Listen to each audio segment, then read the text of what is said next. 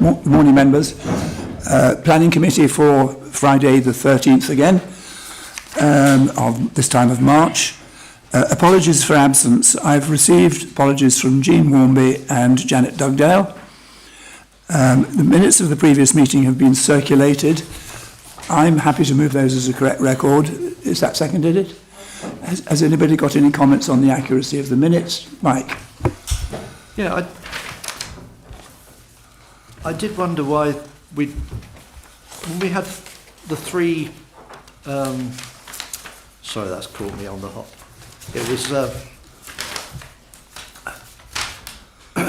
It was declarations of interest on items 10, 11 and 12 on page 6. And it was just yourself and Janet why yours was referred to against item 10 and Janet's against item 11. I would have thought it would have applied to all three.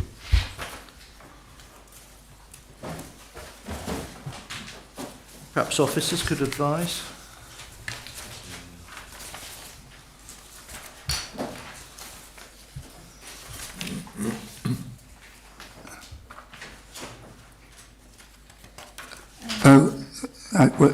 It should, you're quite right, it should at least refer to me as being a member of Taddington Parish Council, but not having presided or been at the meeting when it was discussed. Yeah. We'll amend that. That is correct. Thank you very much for that. Is there another point on top of that? No, that was just okay. Thank you very much. Well done. Subject to that amendment, are you all happy to approve and adopt the meeting minutes? Are those in favour? Anyone against? Anyone abstaining? Okay, thank you very much. No urgent business. Public participation will occur as we go along. Members' declarations of interest. I'll go and do it my way. You're declaring your interest in the item on the agenda, Ginny? Yes, okay. All those who've got National Trust membership, first of all. No, it's Martin, me, Ginny, Matt, Ken, and that's it. Yes, thank you very much. We should all have received an email which I forwarded on from the Parish Council about the Brandside application.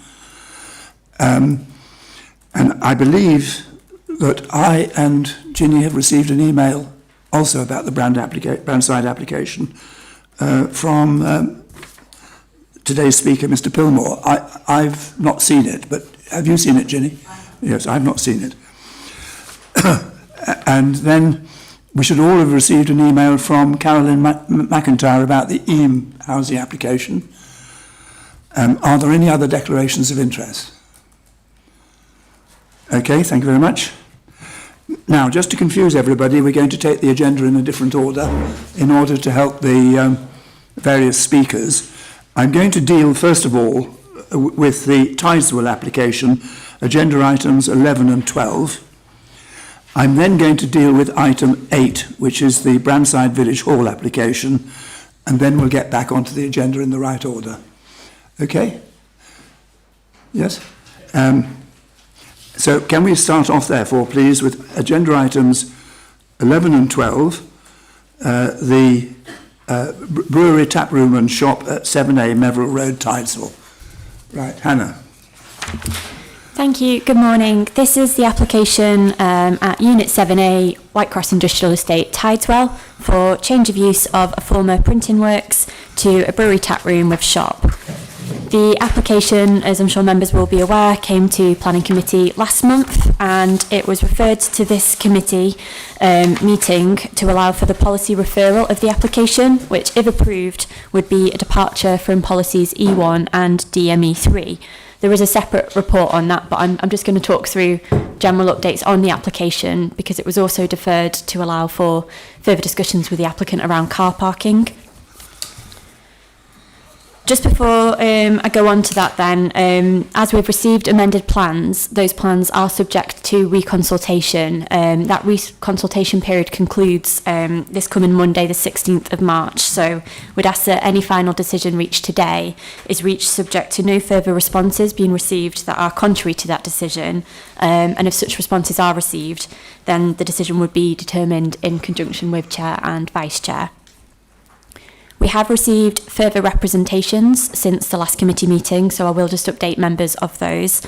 2 letters of support which state that the tap room is essential for the survival of the business. It will be appealing and accessible to local residents, accessible on foot and by bus, and providing opportunities for socialising. It would support tourism in Tideswell, provide a diversity of services that would complement and support other businesses. It would not cause disruption to the village due to its location on the edge of the settlement, and it would also support local jobs. There is also one general comment which does not raise an objection and says it's happy for the scheme to proceed, but would ask that noise disruption and the potential for that is considered just because of nearby properties and any disruption within the evening. We've also received a further update from the Highways Authority following discussions that we have had and on receipt of the updated plans. So that confirms there is not an objection to the proposal as they consider there to be sufficient parking availability. This is on the basis that the parking demand indicated by the applicant is around 15 spaces. The provision of the parking can now be secured by planning condition. The use is going to operate within the evening. That's something that could be conditioned.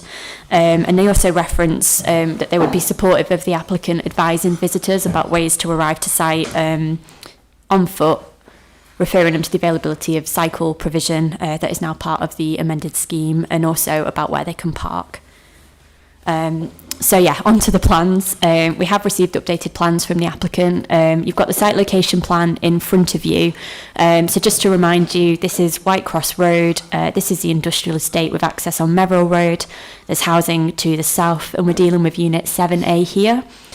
The application boundary has been amended to include this car park, which is identified as the Carbolite car park. That is because it's currently used by the business Carbolite, who are located here. I'll just go on to the next slide. So this is the updated block plan. So again, you can see car parking within the red line. There are 21 spaces in that car park, including this disabled parking bay. A further 2 spaces directly outside of the unit. And then we've also been advised that there are 4 spaces nearby, but they are just general unallocated spaces within the industrial estate. You can also now see that some cycle parking provision is proposed outside of the unit, and we're told that would be in conjunction with the neighbouring business, as they're a cycle maintenance and repair business. That's just a closer scale plan of the site. So again, you can see the car park and the spaces outside the unit. And then I'll just go through the next plans quickly, as you have seen these before, but that's the existing floor plan of the unit. This is the proposed tap room. These are the existing elevations. So the key change is the roller shutter door would be replaced with glazing, and there aren't any particular concerns with that. This is a photo of the main elevation of the unit. The side elevation, and you can see the rear as well. This is looking towards the car park that is identified on the site plan. This is looking back down Merrill Road, and this is the access into the Whitecross Industrial Estate. And then photos looking towards Tideswell from that access, and then away from Tideswell towards the A623. As set out in the report, we have had further discussions with the applicant around car parking. I do just want to make members aware of some information that we have received following the completion of the committee report. So obviously first we've got the amended plans. We have received a letter from the neighbouring business Carbolite, which is setting out that they are happy for the tap room to use their car park when they are not enjoying use of it, and advising us that they operate on weekdays 9 till 5 and on Fridays up till lunchtime, and not at weekends. And they've also advised us that they generally don't use more than 10 spaces within the car park. As well as that, the applicant has provided some collated feedback from some temporary events that they ran before Christmas from visitors of the tap room, indicating that they are supportive of this application, and also telling us how they travel to site. So it was generally a mixture of on foot and by car, but they all reported that they did not experience any access issues when they went to the tap room. We've also received an access management plan from the applicant. That basically sets out that on their website and social media, they're going to advise people about how to arrive So where to park on the site, if they are travelling on foot, to be aware that it is on an industrial estate and to take care, to make them aware of the cycle parking spaces and also of local bus and taxi services. It was also setting out that they will keep a car park registration book, so when people arrive they can fill in their car registration details and where they parked. The intention behind that is on the basis of this car park being available and subject to the availability of that car park being crucial to the fact that the development might be acceptable. What that means is that we could basically check that the car park is being used by visitors of the tap room by requesting that information. And they have finally also referred to signage on site just to advise customers of where to park. So we have had discussions with the applicant and we've obviously reviewed that information and we've also discussed with the Highways Authority as well. And based on the parking standards of 29 spaces, the Highways Authority have indicated that they tend to actually look at the proposed use on a case-by-case basis. So they've had regard to the fact that the applicant said during a temporary event before Christmas when the unit was at full occupancy, there were 15 cars parked at the venue associated with the tap room. So we've also had regard to that information about the potential demand being slightly lower than that standard, but we've also considered that alongside the fact that the information appears to suggest that there would be 23 car parking spaces potentially available to the unit, 2 directly outside, 21 within the car park.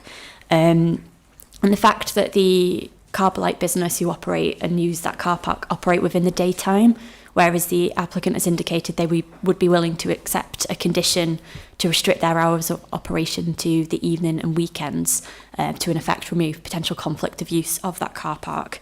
We've also had regard to the fact that the site is in a sustainable location and the access management plan sets out measures for informing visitors about how to arrive safely and by a variety of transport means.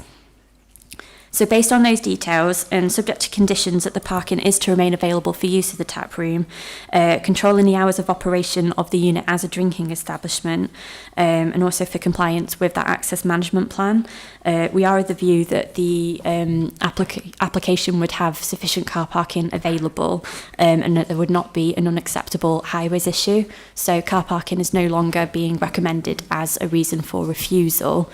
There is still the policy matter to consider, so I will pass on to Sarah just to run through that in further detail. Thank you. Thank you. Okay, hi, I'm Sarah Welsh. I am a Senior Policy Planner in the Policy and Communities team. Under Local Plan Policy DME3, White Cross Industrial Estate at Tideswell is safeguarded for employment uses. Not any employment use, specifically those that come within use classes. I think we're not hearing you very well. Could you bring your microphone Okay, sorry. Closer to the... Did you hear up to then, or should I go back a bit? You better start again, I think, because they couldn't hear at the far end. Okay, sorry about that. Okay, under Local Plan Policy DME3, White Cross Industrial Estates is safeguarded for employment uses. Not any employment use, specifically those that come within use classes B2, B8 and the former B1 use. Examples of these employment uses are those for businesses that manufacture goods, store and distribute goods, office premises and research and development. We safeguard employment sites to ensure there is sufficient land dedicated to what businesses need in a national park over the lifetime of the local plan. This includes any need for new business startups and businesses needing to relocate within the park or expand. By having a good supply of land dedicated to these employment uses, we are supporting these businesses to operate within the national park and contributing to the rural economy. If we don't have sufficient land for them, they would likely have to relocate outside the national park. We safeguard employment sites specifically for these use classes because these businesses have particular business needs that require good road access and are generally not compatible with residential areas, hence their location on the edge of settlements. To determine whether a change of use from B use class to another use on a safeguarding and employment site is acceptable, the authority needs to be satisfied through evidence that the proposed loss of employment space would not result in a strategic shortfall of space dedicated to these specific uses. Policy DME3 of the local plan requires applications for a change of use away from a use class B to be accompanied by evidence that the business space is no longer needed in that location and is unlikely to be needed in the future. The application is not supported with evidence that the employment space at Whitecross Industrial Estate is no longer needed and will not be needed in the future. Whereas from a local plan policy point, the local plan is supported by evidence that the land is required for these uses. The employment land review for the core strategy recommended the local plan focus on safeguarding strategic sites for these employment uses, and it does this through policy principles set out in policy E1 and through the safeguarding of sites through DME3. And only last year, the updated employment development needs assessment that supports the emerging local plan confirmed there is a strategic need to continue to safeguard this site for use classes B2, B8 and the former B1. As such, the current local plan and the evidence to support the emerging local plan provide strategic evidence to retain this site for employment purposes. Okay, thank you very much. Right, we have two speakers. I've got Natalie, I don't know whether I've got them in the right order. I've got Natalie Wilde first and Mr. Dawson second, is that right? Whichever one of you wishes to come up to speak first.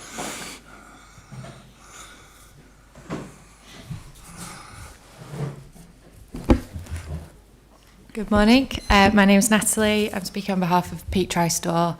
We are the business in the unit adjoining the proposed tap room. I'd like to express my strong support for Eam Brewery's proposal for the tap room. Firstly, parking has been secured.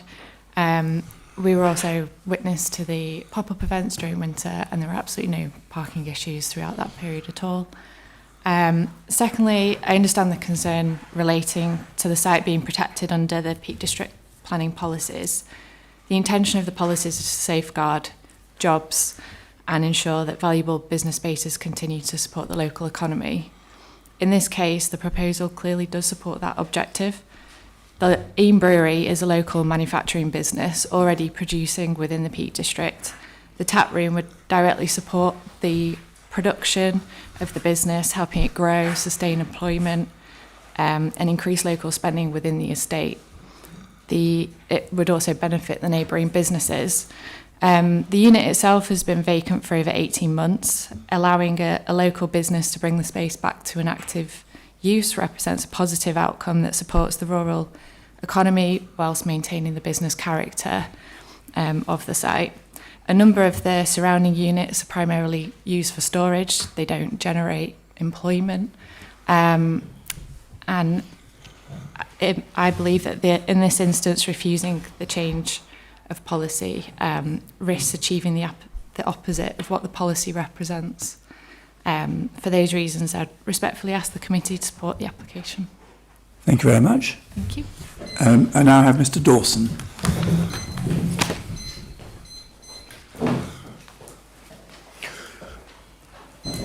Hello again. My thunder has been stolen well and truly by Hannah and Nat. Everything I was going to say has been said. So I will leave their words where they were, and I'd just like to say thank you to Hannah for working with us in the most respectful and constructive way possible. And I apologise for occasionally possibly showing my frustration at the whole process. So that's directed to you, Hannah.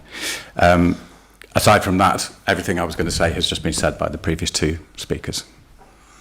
Thank you very much. Right. Members, if you remember, this was down for refusal at the last meeting, and I think members took the view that this was a project that supported an existing business in Hucklow, and put the two together and said this was something which they wished to support at the time. I think Jean Warmby was the main proposer, which is not here today. Any member wish to contribute? If not, can I ask a question? Oh, sorry, Bill. Okay, sorry. You need to shout out a bit more.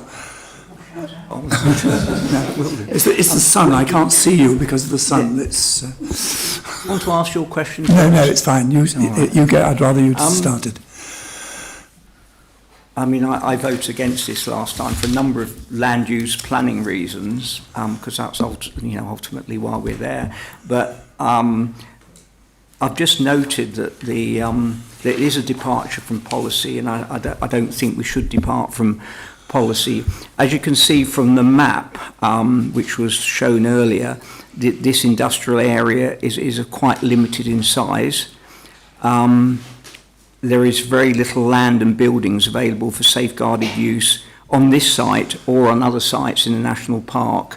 And where they are found, as in this case, they are actually quite valuable, because the alternative is to try and find other sites which would impinge on the purposes of the national park, on its landscape and ecological value and so forth. Just taking the points from Sarah's report in no particular order. So no evidence has been provided to demonstrate the unit is unsuitable for the designation.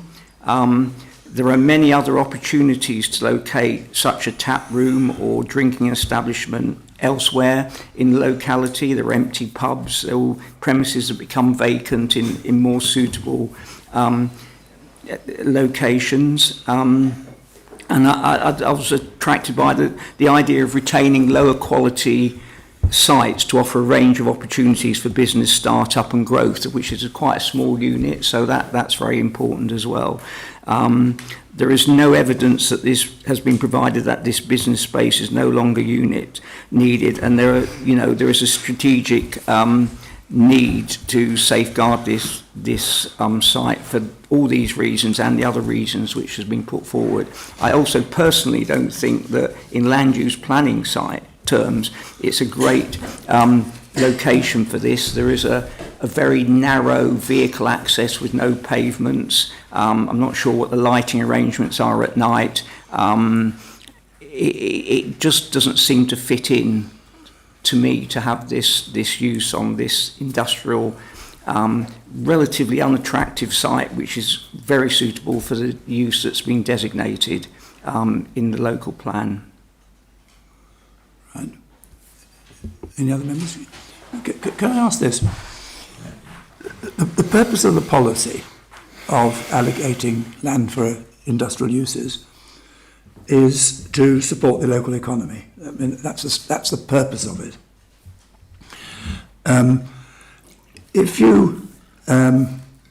What we have here is a situation where you have a business that needs, in effect, a showroom, but the business is in one place and there's no opportunity for its showroom there, and it needs a place for its showroom somewhere else. And that is effectively what it's applying for here.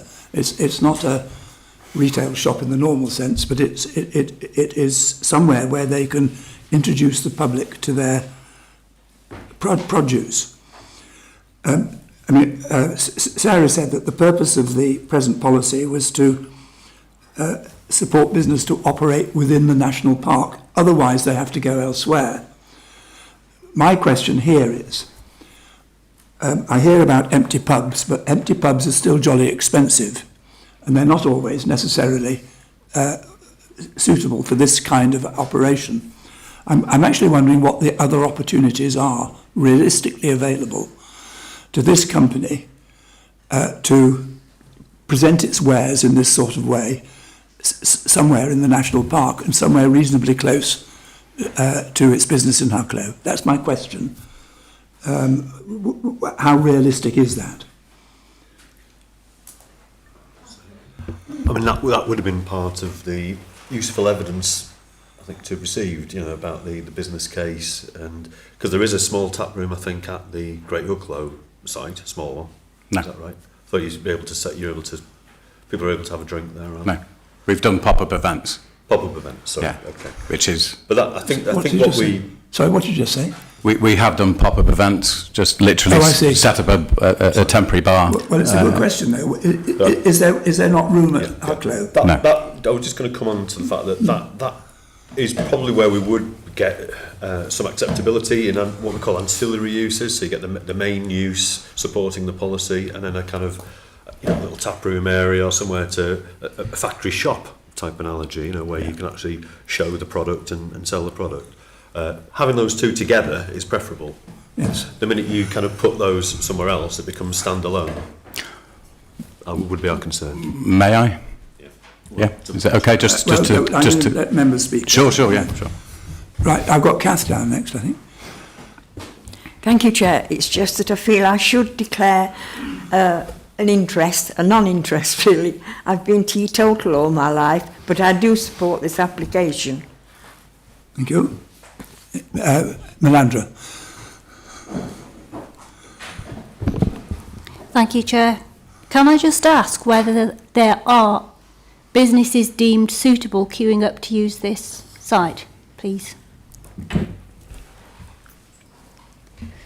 So in terms of other businesses wanting to use the site, we did have a discussion as to whether the site has been subject to marketing, and we don't have any information about that. So I guess the information that we do have is that we've got the business wanting to use the unit, which is the applicant in front of us. I don't know about other businesses in terms of any process of marketing. Sorry, in terms of other businesses wanting to use a site, the evidence we have is from the employment review that we did last year, that we need to find, in addition to safeguarding the sites that we already have, which is what the recommendation was, to protect those sites, we need to find roughly around another 5 hectares of employment sites for current and future business needs. So there is that general need. Whether this site's been marketed, I haven't received that evidence. But generally, the evidence supports the site to be safeguarded. So I don't think I've had an answer to my question, actually, which is what other realistic opportunities are there for this company to do what they want to do?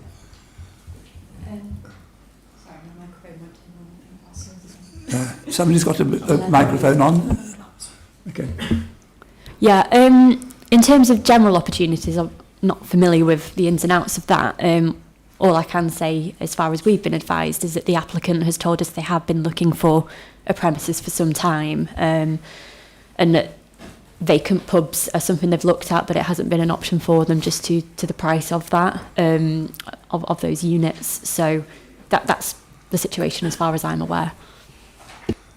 Thank you. I've got Matt next. Yeah. Whilst is the change of use permanent or temporary? So because could you add the use class to it? Because it may well be that this is the right thing for this business for the next 5-10 years. And then it means that it could then go back to the use class which it's currently got now. So you could put a condition on it to say that this is a perfectly acceptable application for this business to use in this time, because it doesn't actually change the fundamental point of the unit, which means that it could go back to a different use at a later point in time, rather than then having to come back here to say, we want to change this back to the use that it was before it was, which is just trying to add some flexibility into it.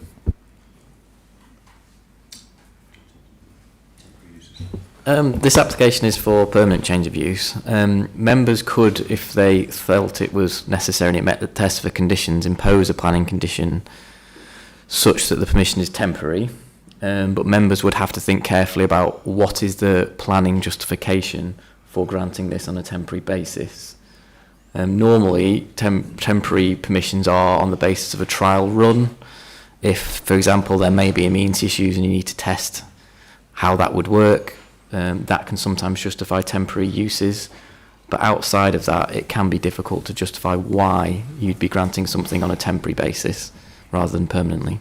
Thank you. Matt wants to come back on that first, Ken. Yeah, I wasn't really saying on a temporary basis that it's on a trial basis or but I was saying that you could grant planning permission for this applicant for this period of time, for however long a period of time it is that they want to do it. So that might be permanent if they want to stay there permanently but it might mean that rather than then that being changed to that use solely, so that you've then got, because what you've then got to do is find somebody who wants to use it for that use when they've stopped using it. But to have it for, you know, either uses, because the thing that they seem to be proposing seems to be a reasonable it seems to be a reasonable use, even according to the existing use. Sorry, it's for members to think about that. I think what you're potentially thinking about there is a personal consent for the applicant, which is again something that we can do. We can impose that condition, but members would have to be sure that there would be a justification why this planning permission would only be granted for this applicant to run. I would say about personal consents is they do have to be personal to an individual, not to a company, because companies can obviously be passed to different people, and you know, a company could change its circumstances, have a brewery outside the park, or you know, so it would have to be personal to the applicant. If members thought that was necessary, that is a condition you could impose, but I would say that wouldn't necessarily allow the flexibility of automatically going back to the previous use without planning permission. I think you probably would need to come back for a planning application, because this application is for change of use to the proposed use. So there isn't really a way you can get around that by condition. Thank you. Thank you. I've got Ken next, then Rachel. Thanks, John. Excuse me. Matt's response and then Adam's response has kind of met the what I was going to say, which was that I thought Matt was saying that what he was suggesting was something for either the company or, as Adam has advised at the personal level, for the duration of the occupancy of this unit by that individual or the company, so that it was time limited. I note what Adam says about the likelihood of having to come back with a planning application if it was to revert to the current usages. But it does seem to me that, as ever, things that come to committee, we're between a rock and a hard place. We have policies on the one side, and then we have the encouragement for a local business and the opportunities for local employment on the other. And it did seem to me that Matt's suggestion was the potential way forward. It wouldn't be the first time that we have seen an exception to policy. I'm not comfortable with it, particularly principally because of the points that Bill made and what our planning policies are for, but also the points that Sarah has made about the need for future allocations of industrial land of this nature. Again, it's not necessarily a case that because somewhere is empty, it isn't going to be wanted in the future. We have to plan not just for the present, but for the future. We need to have elements in reserve for future levels of development. But at the same time, if this was moved and I'm not proposing this myself, but if this did go forward as a personal application, it does seem to me that the spirit of what we have in our policies at least is being met, because we're looking for the development and growth of a local industry. And if that's successful, I would anticipate that in due course it may well move out of that unit because of its growth. That's not a given, and we can't speculate in that sense, I would suggest, in the ways that we utilise our policies. But I think that's for members to decide as to quite what and whether and how we go forward with this one. Right, I've got Rachel next. I mean, it's similar to what Ken has said, basically, that, you know, it is a difficult one. It's like, on one hand, we've got our policies and we've got our strategic plan. It's like, well, what's the point in having a strategic plan if we're going to ignore it? But then on the other hand, the purpose and objective of that plan is to bring employment and, you know, grow the economy in the national park. So they are sort of opposing each other. It was interesting what you said, Brian, about ancillary use. So if it were to remain Class B, could that be Class B for barrel storage with an ancillary use of a bar? So, I mean, I think there are some creative ways, as you know, Matt suggested an opportunity, but to just think about this slightly differently. Right. Bill. Yeah, I mean, and I think just on a small point first, I think because something's empty doesn't mean to say no longer has a use. I mean, things need to be empty for people to move in, you know, so there needs to be some sort of potential. So I don't see it's not been empty for that long. Can I just ask a question about the, we had a very brief visit to the site, the brewery site at Cartledge House Business Centre in Great Hucklow, and it strikes me that there is a place there to have a small facility ancillary to that use. There seemed to be a very large area and potential for car parking, so there is a site already available. So I just want to know why that isn't an option, because that seems to be the obvious option, and it is already in the ownership of the applicant, presumably. Mr. Dawson, briefly, can you give us the answer to that question? So it's a question of courtesy and respect for my landlords who live on the site. It's an old farm site, for anyone who knows it, and every member of the public would have to go straight past their house at all operating hours. That's not acceptable for me. That's just a question of respect. Right, where are we going from here? I do have to say that I think both Rachel and Ken have broadly got the message right. I think what we're doing here is we've got an established business that's trying to get going and create something better, and it needs some help from some quarter. And it's not clear to me where that help can come from if we don't do something here. That seems to me to be the crux of the problem. The issue is really about how we can condition this in order to protect the long-term policy whilst helping this business to continue to grow. Yes, Ken Richardson. Yeah, I missed the last meeting through illness, but under policy, the industrial units are to provide employment, which this does. The fact that they're selling from that unit as well, that's okay. As you can imagine, I've got an industrial estate in my ward. I've got sheds bigger than that one, that picture, and that had a blanket condition laid on it. And it come to our planning board, and we discussed it and turned it over. We've now got a very successful nursery on our industrial unit, so I would move that this application is agreed. Right. We need... Is that seconded for a start? Right. We need to be clear about conditions. Now, we're going to get into trouble over the personal versus temporary argument, but let's see what the other conditions are, first of all. Yeah, if members were minded to approve the application, the conditions that would be necessary would be for a time limit, for accordance with the approved plans, a condition that requires the car park remains available for the use of the tap room, a condition restricting the opening hours of the tap room as a drinking establishment to weekday evenings and to weekends, a condition requiring compliance with the access management plan that the applicant has submitted, and for us to ensure that we can get records of parking on request. No extraction on the south elevation of any food extraction, no outdoor food or drink around the unit, and also a means for controlling any doors or openings on the south elevation of the unit.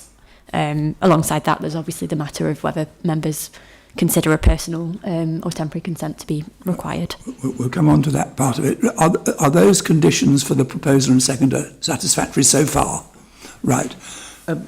Can I just make, so there was an incident in where I live, in the village where I live, where the boundary of the site was defined the use. So, and I didn't quite follow that. What will the use of all the outdoor areas be? So, for instance, the car park, it would be part of the application site. Could that be converted into outdoor seating, yurts, tents, and other paraphernalia, or not, as sometimes happens?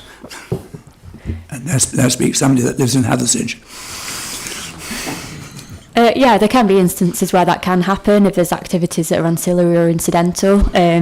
that is the reason why there is a condition proposed if members were minded to approve the application to restrict any outdoor food or drink dining to make sure that that did remain within the unit. Is it possible to put a condition on saying that that this use shall always be used in association with the business in Hucklow? In other words, it can't be standalone. In my view, this site being miles away from the brewery means that it is a separate planning unit. It's not ancillary. And I don't think you could impose a planning condition to that effect. I think the best way of doing that would be a personal consent for the applicant. Okay, and it's personal to Mr. Dawson. Is Yes. that what we're saying? Yeah, it would need to be. Yeah. Ken and Andra, are you happy to add that into your resolution, that the permission be personal to Mr. Dawson? Yep. Okay. Right. So that's the motion that I have before us. Has anybody got any amendments to that? Ken?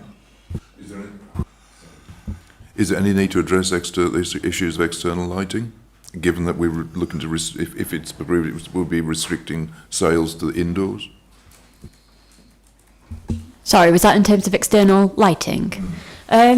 It's not a recommended condition. I'd leave it to members to decide whether they think that is necessary, but it is within an industrial estate, and the other condition proposed to keep activities internal within the unit would, sort of negate the opportunity for people to sit outside. Okay. Right, I'm going to put it to the vote now, unless anybody's got anything else to say. So all those in favour of the motion to approve this on the conditions that we've had read out, and the additional personal condition.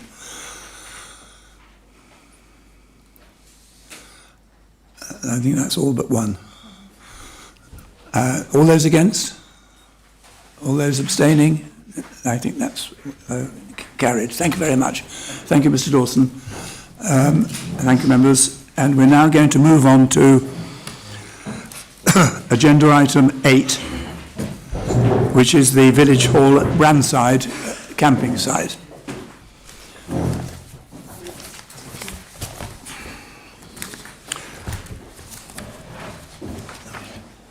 And those of you who have got paper copies, it's page 39. Right, who's the... Oh, right, John.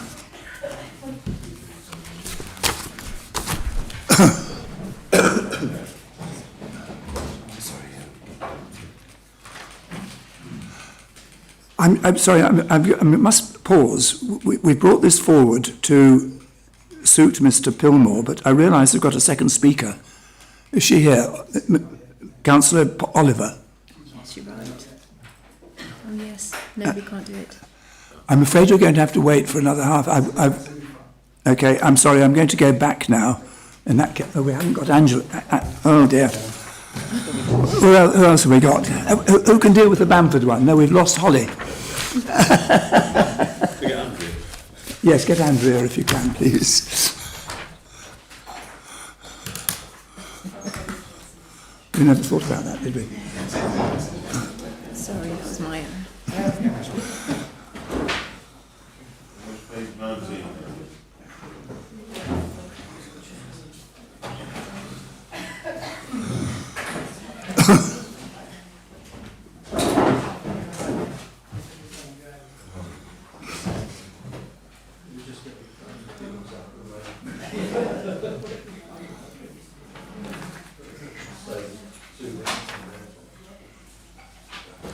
I'm sure there was a...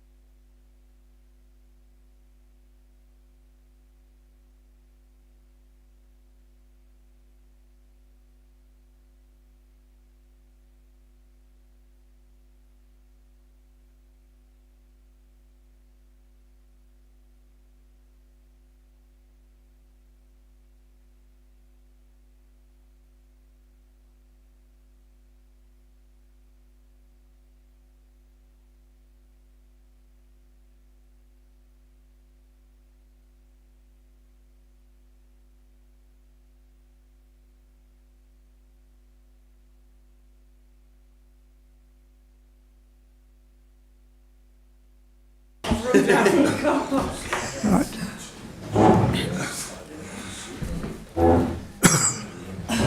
Right. Are we still on? Yes. Right, Andrea, sorry to have pulled you out of your bed. Would you like to introduce this item for us, please? This is the Welcome and Visitor Centre, 2 applications, planning application and listed building consent at Ilam Hall. Morning, members.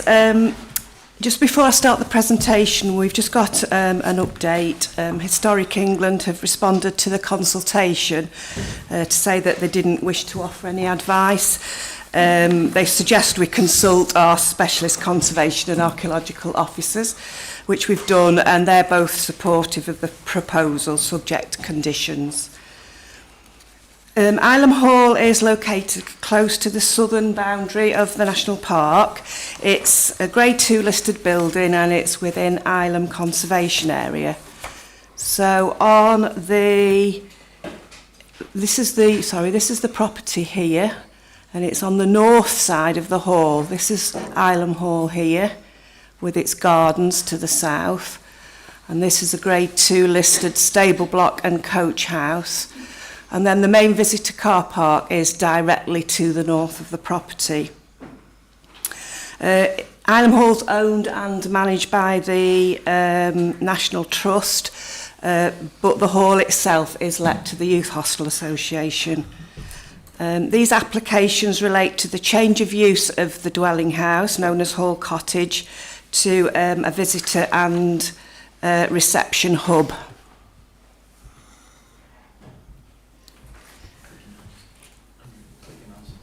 Sorry.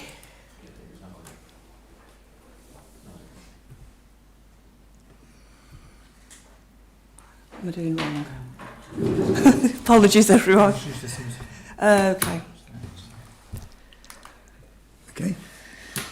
So this aerial photograph shows the location of the dwelling. The dwelling house is here, and that's its associated residential curtilage to the west. You can see Ilam Hall here to the south and the main car park. We did approve an application in 2018 to extend the car park here to the north into what was formerly a touring caravan site. And that permission's been implemented. There were also going to be changes to the layout of the main car park, but they haven't taken place yet.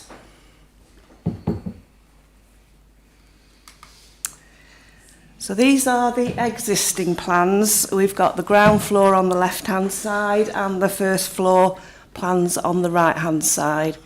So this here is the 2-storey element of the building. So lounges and kitchen on the ground floor, and this is a single-storey lean-to off-shot with lobby and bathroom. And that's the first floor showing the 3 bedrooms. And these are the proposed plans. So again, the ground floor here on the left, this is the main entrance into the property, into the hallway. The proposals are to have a kind of welcome reception area here for visitors to arrive into and get information about the estate and their visit. And there'll also be a meeting room and space for a second-hand bookshop, which will be relocated. At the moment it's in the stable block on the ground floor, and the idea in the future is that the cafe, which is presently on the first floor of the stable block and is quite inaccessible, to move down into the space where this second-hand bookstore is at the moment. And then on the first floor there would be staff welfare facilities, including a staff office and a storage area. So there would be very little change actually internally, other than the fire upgrading of some of the internal doors. So this is the west elevation of the property. The areas that are marked up in red are the areas of change. So there's just going to be a new light fitting here underneath the eaves. Excuse me. And then there would be a new fibre cable here inserted through a mortar gap in the stonework. And this is the south elevation. It just shows that same light fitting there under the eaves of the lean-to section of the building. This plan, a little bit difficult to see, but this shows the external works within the garden of the property. So this is the outline of the dwelling here in grey. And this line in light blue here is currently a close bordered fence, which would be removed as part of the proposals, and that at the moment encloses the garden of the property. And the car park's here to the north. So the proposals are to install a new path which would give direct and level access from the car park into the building. That's that area hatched in red. The proposals would also mean that there is direct access from the car park through here to the youth hostel part of the building, and also to a existing changing places accessible toilet.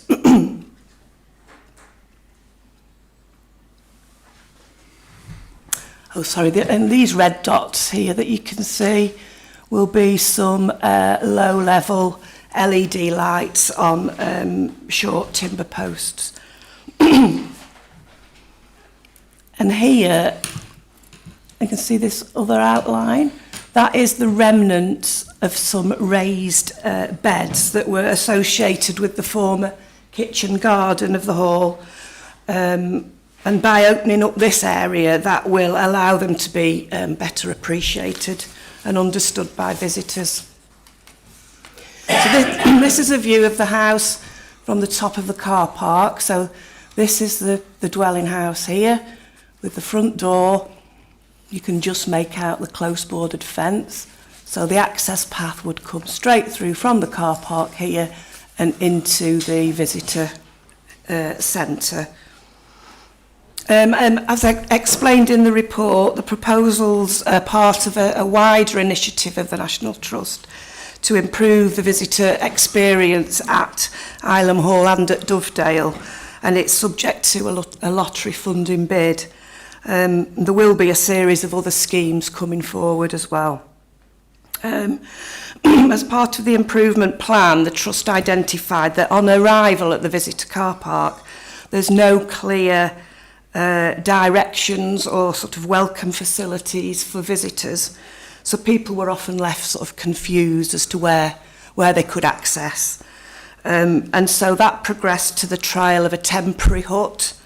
And this has demonstrated a need for a more permanent facility that's clearly visible from the car park and that can also provide staff welfare space.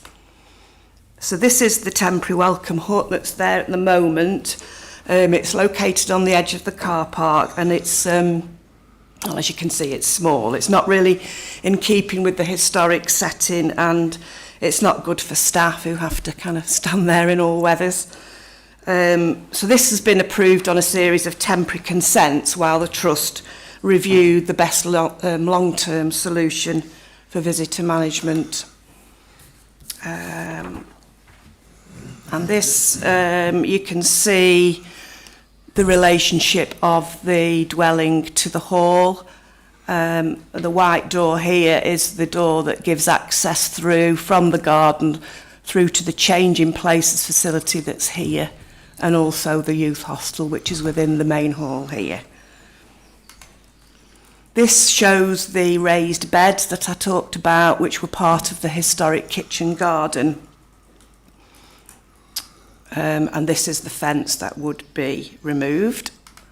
Again, that's just a close-up of the historic garden features. And the path would come through there, just about there, next to that tree.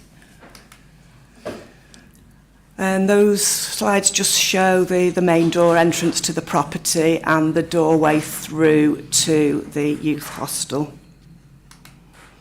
This is the single-storey element, and that's where the new light fitting would go. So the reason that the application's before committee is because we've received objection from the parish council on the grounds that the proposal would lead to a loss of a dwelling for the village, and that would exacerbate what they see as an acute housing issue in the parish. And we do understand and recognise these sort of wider concerns around housing, but Hall Cottage is an open market, unencumbered dwelling. It's got no local needs or rural worker occupancy ties, and it could be let out as holiday accommodation at any time without the need for planning permission. So we don't think that this is a concern that can be given much weight, given that the authority doesn't have a policy to resist the loss of open market dwellings. And the authority's policies would generally support facilities to enable recreation and interpretation in the national park. So the very small level of harm that's been identified to the listed building through the upgrade of the doors for fire safety would be outweighed by the public benefits that I've outlined. And also by restoring this sort of connection and sense of openness between the cottage and the landscape to the north. Other considerations around archaeology, ecology and trees have been addressed, and so both applications are recommended for approval, subject to the conditions outlined in the reports. Thank you. Thank you very much. I think this is straightforward, but have any members got any comments to make on it? Can I have Matt? Yeah, can I propose that we accept the recommendations? This is on both applications? Yep. Okay. That's seconded by Ken. Has anybody else got any comments to make on these applications? In that case, we'll take... Sorry, can I just add a point? Could we just add in another condition to require the fence to be removed before the accommodation is first brought into use, just to ensure that that enhancement actually is achieved? We need to go through separate votes. Yes, I will be doing that actually. There is that. Are you? I'm very happy with that. Yeah. Seconded. Now you're happy with that extra condition. Delighted. Okay. Right. All those. I'm going to deal with the planning application first, which is the one which is agenda item 6. All those in favour of granting planning approval? Anyone against? Anyone abstaining? That's carried. All those in favour of the listed building application? Anyone against? That's carried. Thank you very much. Right, we're at 11 o'clock. Are we ahead of ourselves? Yes. We are, good. Hannah's dealing. We could, if we were clever, we could get Hannah back quickly. Was that possible? And deal with the Bamford application. Andrew.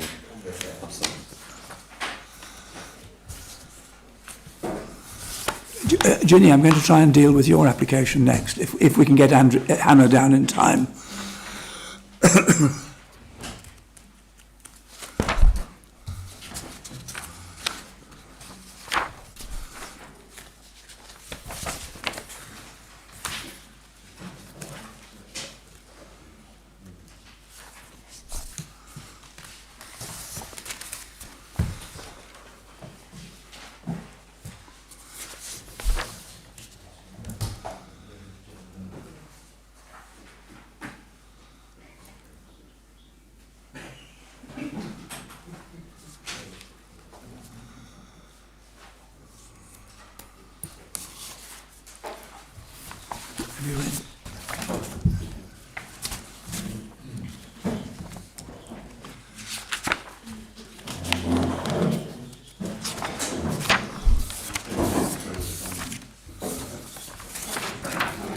Those conditions, particularly the second one.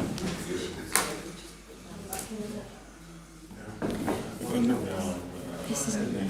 No, this is the last one.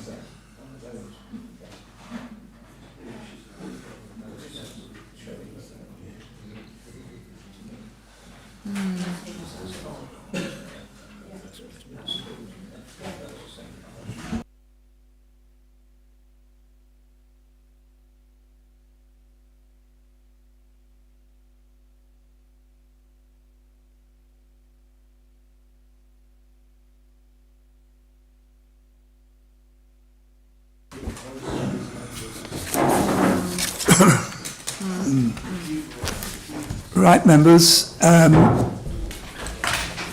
we're going to deal with the planning application for Lydgate Bungalow, Bamford. It's page 47 on the paper agendas, and hurried Hannah is going to introduce it for us. Hello again.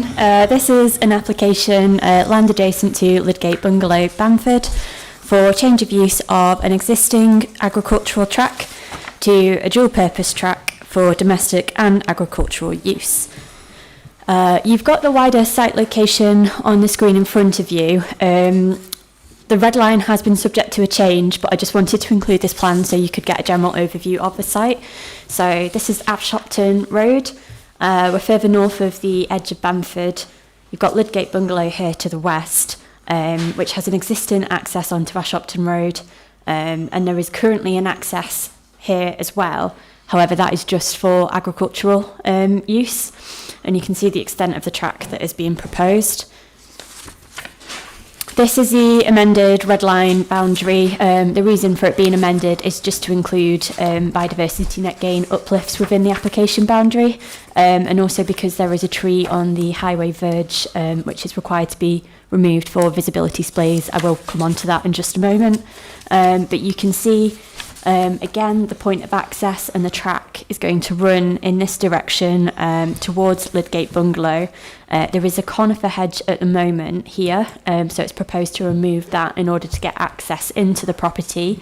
There is also a measure to maintain agricultural access into the wider field. And you can see that native hedgerow is proposed to be planted here. I believe that's going to be something like hawthorn, which is currently on the other side of the hedge as well.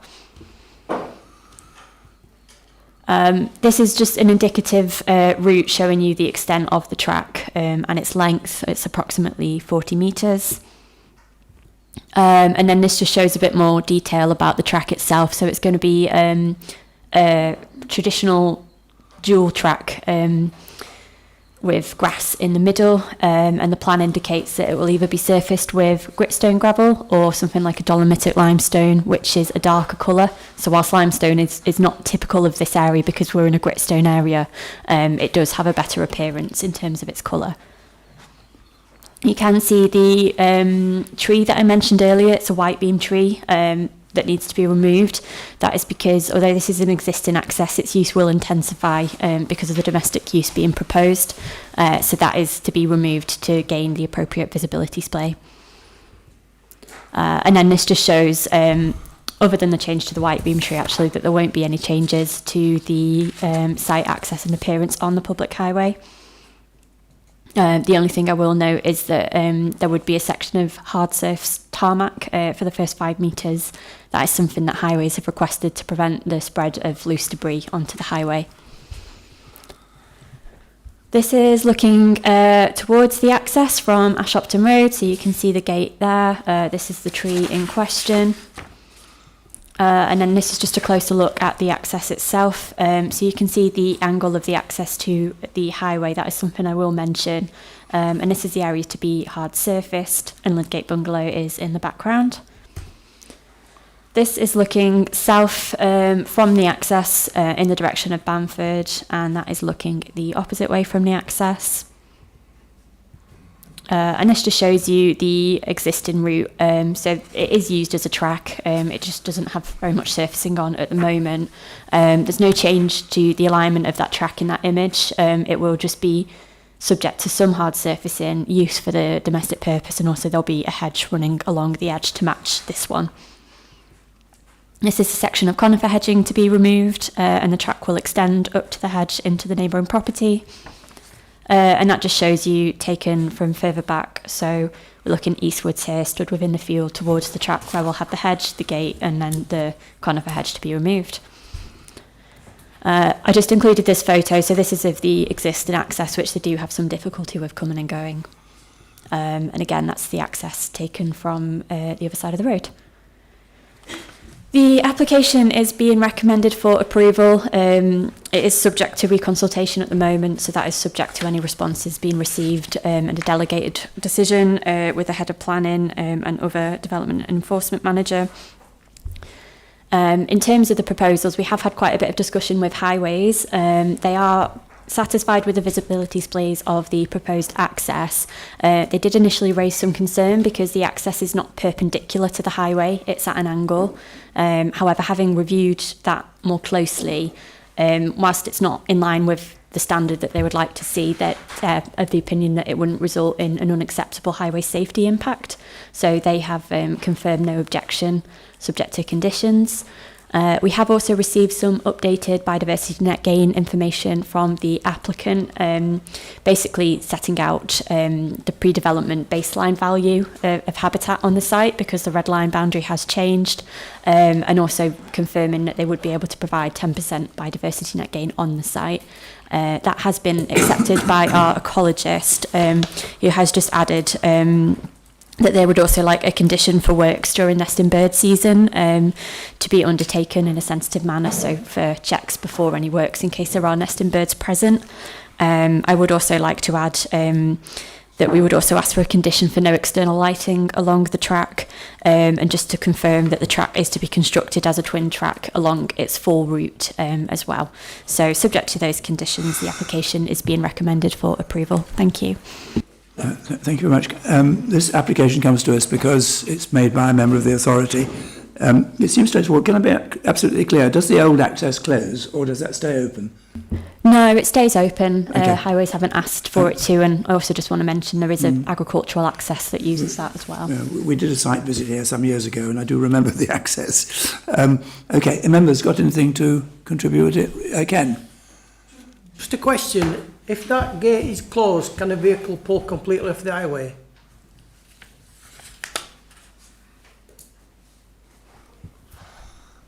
So that's the extent of area that they would have to wait. I believe the setback of the gate is about 9 metres from the highway edge. That is something that Highways have said is acceptable, and actually I will just check because if it's not in the conditions, which it isn't, it should be. So yeah, thank you for that. Okay. Inward opening, yeah. So there's something that we can condition if members felt that was necessary. Okay. Right. Any other member wish to contribute? Can I move this for approval from the chair? Is that seconded? And subject to those conditions and the extra conditions about lighting and the gate. You're seconded. Has anybody other contributions to make? No. In that case, all those in favour? Anyone against? No, that's carried unanimously. It's 10 past 11. Do members want just 5 minutes, or shall we get straight on to the next application? Which one? Keep going. Good. Right. That's what I'd like to do as well. So the next application is for Brandside Village Hall and the camping site. And it's page 39 of the paper agendas.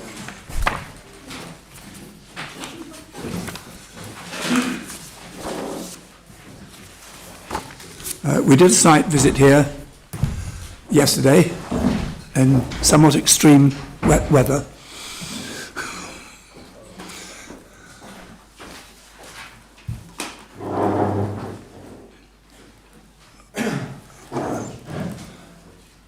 Okay, John. Thank you, Chair. So this application seeks retrospective planning permission for land to be used as a campsite at Brandside Village Hall, Brandside.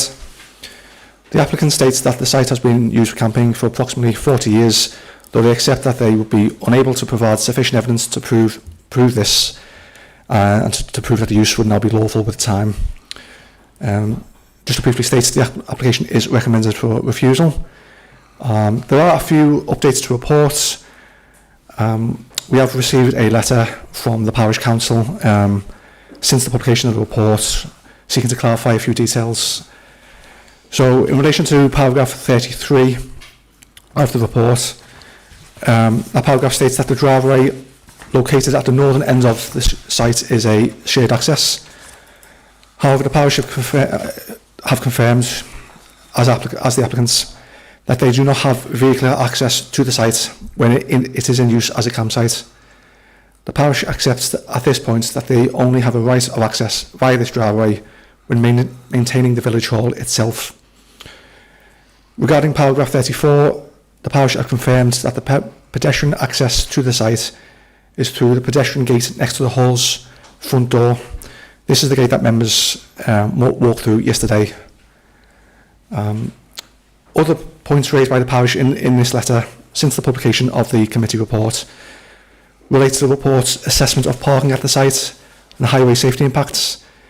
Officers acknowledge that our assessment is contested, but consider that paragraphs 37 to 42 remain a fair assessment of the impacts the development would have, and do not feel it necessary to offer any corrections or updates in relation to these paragraphs. So I'm moving to the slides. The site lies in a prominent hillside location, approximately a kilometre south of the A53. So the site is here. The A53 is out of shot up to the north here. It is visible at a distance from the A53 and surrounding public footpaths. Access to the site is via a non-classified road, which we can sort of see at the end of here as it comes up to the village hall, which also serves a number of other properties set sporadically in and around Brandside. So this is a closer view of the site. The site is situated within a parcel of land, approximately 0.1 hectares, predominantly enclosed by dry stone walling. The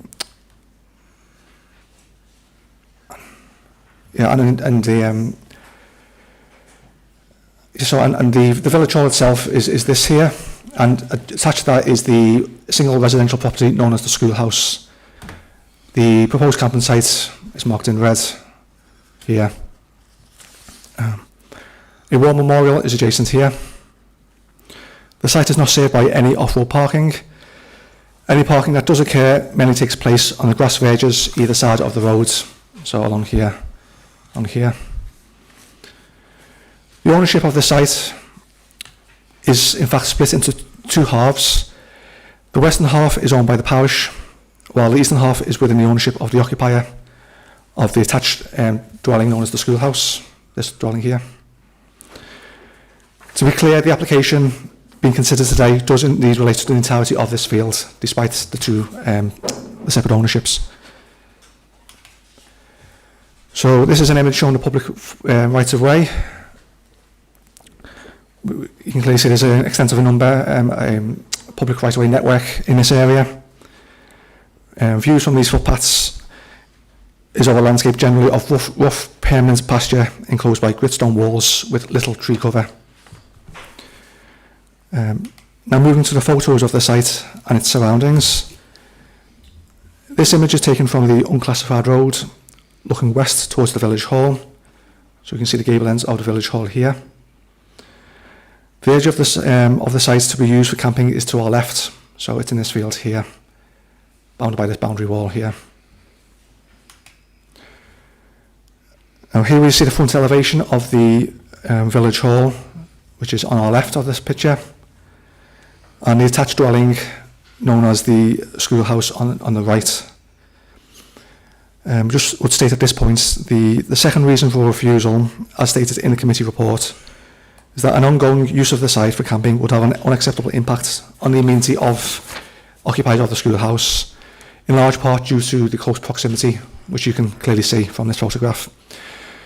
Amenity impact on the property from camping activities we consider would consist of intense spikes in noise levels, light pollution, increase in traffic movements around the site, and general disturbance in an area that would otherwise be quiet and peaceful. In terms of landscape and visual impacts, this image clearly shows the open, bare landscape within which the site is highly visible. This picture is taken looking to the southeast. The highway and the pedestrian access will be just to our left here, out of shot. Now we view to the west. The absence of any meaningful tree cover is quite clear. And here at this point, we've now walked further into the site, turned around, and now looking back at the village hall, which is on our right, and the attached dwelling on the left. And this is the final image to share. So this is a slightly more distant view of the village hall here. And on the left is the war memorial mentioned a little earlier. Again, note the absence of any designated car parking spaces along here. So I'll just summarise the main matters for consideration. It is acknowledged that campsites can benefit from permitted development rights, with such sites able to be used for up to 60 days, subject to a number of criteria, one of which requires operators to submit a full list of dates to the authority of when the site will be occupied at the start of the calendar year. The applicant states that they cannot comply with this requirement, and as it is very unlikely that all the specific dates of use will be known at the start of each calendar year. This information is required as it allows the authority to accurately monitor the use of such sites, which can have clear landscape, visual and amenity impacts. On receipt of these dates, the authority would then forward them to the relevant fire and rescue authority to help towards ensuring the safety of the use of the site, of such sites. As the parish are clear that they have not and cannot comply with this requirement, then it is considered that any ways to be given to a fallback position which relates to permitted development rights for campsites should be limited. To conclude, the application is recommended for refusal with 3 reasons given. The first relates to the visually intrusive impact of siting tents in this open field set within a largely undeveloped landscape. The presence of large numbers of people will contrast with and undermine the character of this otherwise tranquil part of the national park. Second, and as already mentioned, the intensive use of the site for camping, even if the periods of use have been limited in duration, would materially harm the living conditions of occupants of the neighbouring residential property due to the close proximity. And thirdly, the absence of car parking to serve the site will cause unacceptable impact on highway safety. The County Council's highway officer visited the site and noted that without parking, there would be a clear risk of cars parked on the grass verges, reducing the access road width, prohibiting vehicle movements along the access road for both private and agricultural traffic. Furthermore, the access road leading to the site from the A53 is also considered a concern due to its steep gradients, acute alignment and narrow widths, along with a lack of passing by places. In particular, access to the campsite will be a matter of concern during nighttime and icy road conditions. It is also considered as a clear fact that, given its relative isolation, people visiting the campsite would in the main have to travel by car. There are no public transport to the site. So for those 3 reasons, the application is recommended for refusal. Thank you, Chair. Thank you very much. We have 2 speakers. I hope I've got them in the right order. Mr. Pillmore.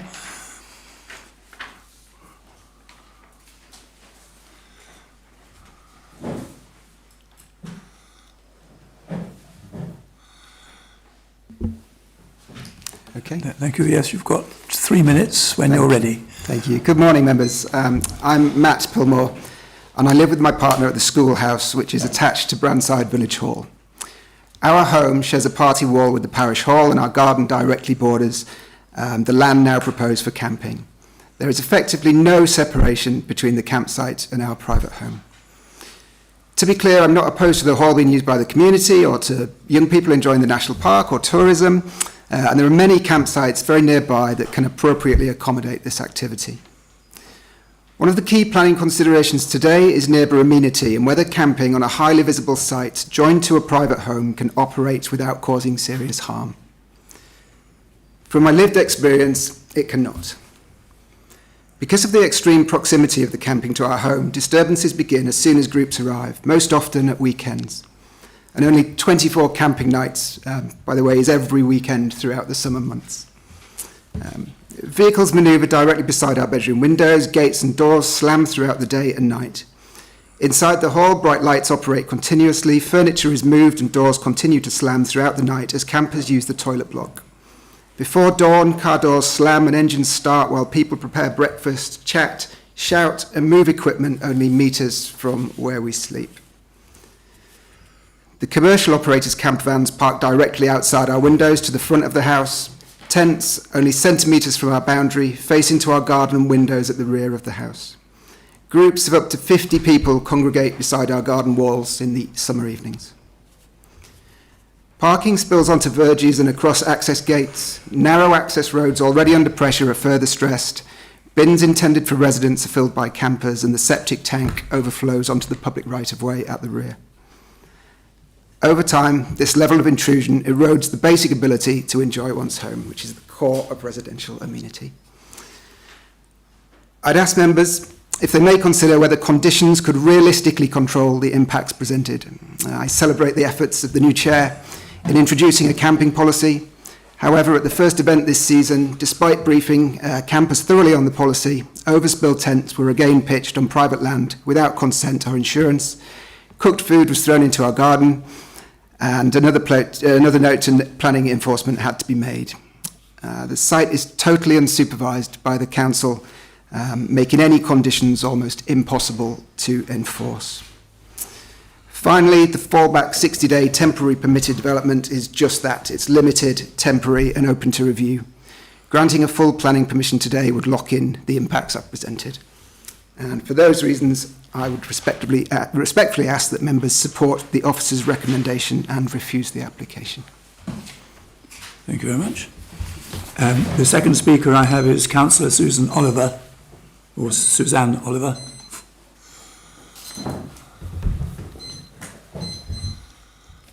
When you're ready. I want to begin by noting a potential conflict of interest. My husband, Simon Oliver, submitted comments on this application, both positive and negative. I am here today solely in my capacity as Chair of the Parish Council, representing the Council's view. Camping has indeed taken place at this site for many decades. It has never been a commercial campsite and it is not open to the general public. The site is used by D.V. groups, scouts and other small educational organisations whose purpose is to give young people access to the countryside they may not otherwise have. The income generated also helps us to keep our preset lower than it would otherwise be. We also recognise that planning permission should have been sought earlier and we apologise that previous councils did not do so. Our intention now is to simply formalise arrangements that have been in place a long time. The site is typically used 25 to 30 nights per year and has been mentioned generally fits within permitted development rights for temporary campsites. The only area where we do not fully comply is the requirement to publish all camping dates at the start of each calendar year.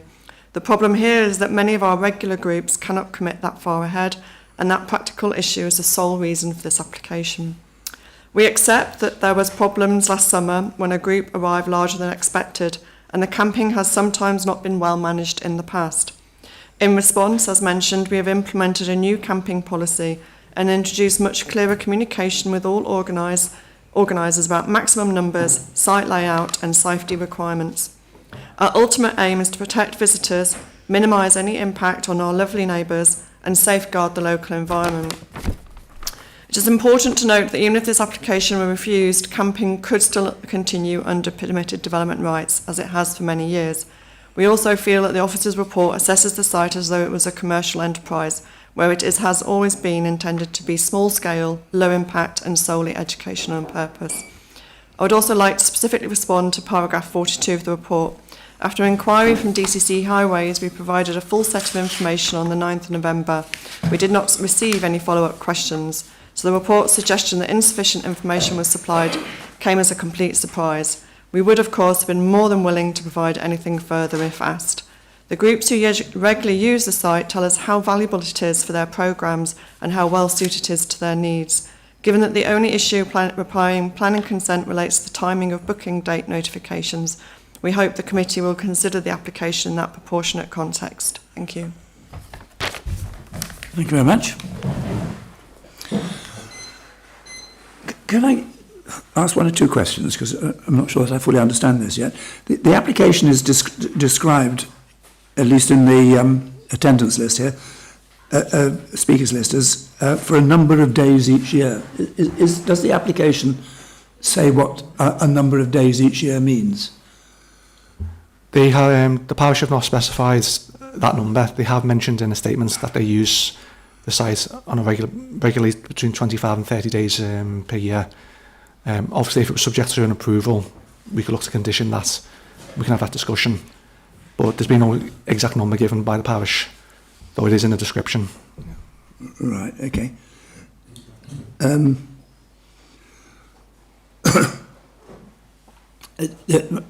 think the second question is, can I understand, do we know roughly how many, I don't know what the word is, as it were, units of camping we get on the site at any one time?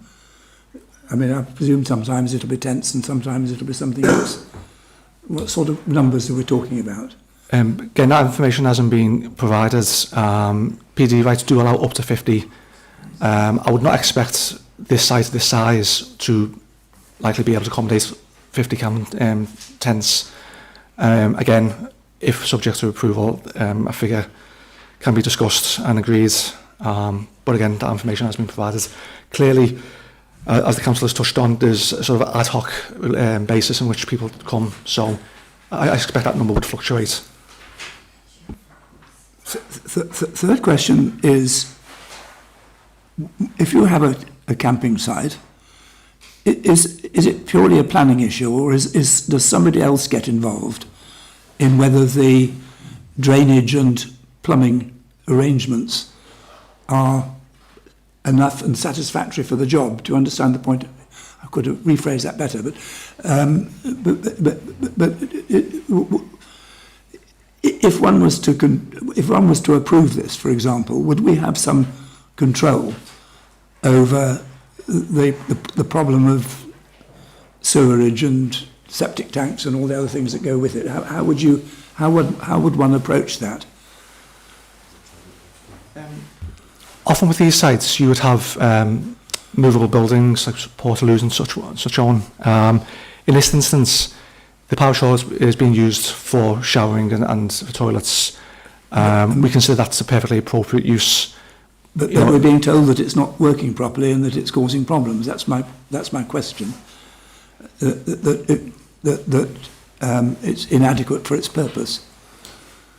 We haven't had, I granted the residents' comments, we haven't had clear evidence that that is an ongoing issue that would require condition. Okay. Right, okay. Members, Mike and then Ken.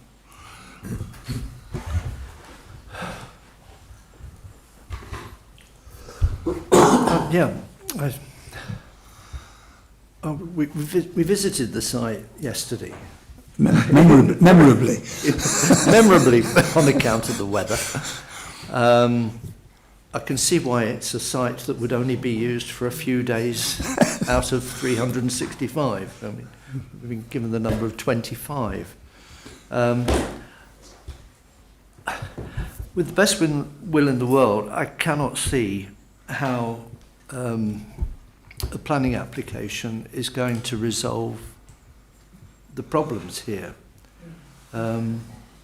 If people were turning up throughout the summer, for 70, 80, 90 days even, then I think you'd want to look at setting some limits. I really do think with the parish and its low precept, it might want to invest in better plumbing and sewage facility. I have some sympathy with the residents at the neighbouring house, but I'm a bit surprised that they weren't aware that camping did go on at this place for a few days a year. We have a festival in Sheffield called Tramlines, and it has, well, some local residents really like it for the access to to the popular music. Others find it annoying and complain to their local councillors about it. Fortunately, I'm in the next ward, so I don't get that grief. But I'm minded to move the recommendation as it is set out in this report, because I do not think we have the capacity to resolve the problems that are really quite local, and the parish could do a lot more to sort out. Ken? Thank you, Chair. There's a bit I don't understand that I'd like some clarification on first before making a comment, and that's the extent of the application boundary against the land ownership. Because we heard yesterday that the further part of the field has been sold to the occupant of the schoolhouse, who is objecting to this planning application, yet the application is for the entirety of the field. Now, is this a case of an application being made over land that isn't in the applicant's ownership, regardless, or does it mean that the applicant who has objected to the application is objecting to camping on their part of that territory? I'm not clear, as you can perhaps gather, Chair, about quite what is where, if it was approved, for example, where the camping would actually take place, given that there is split ownership.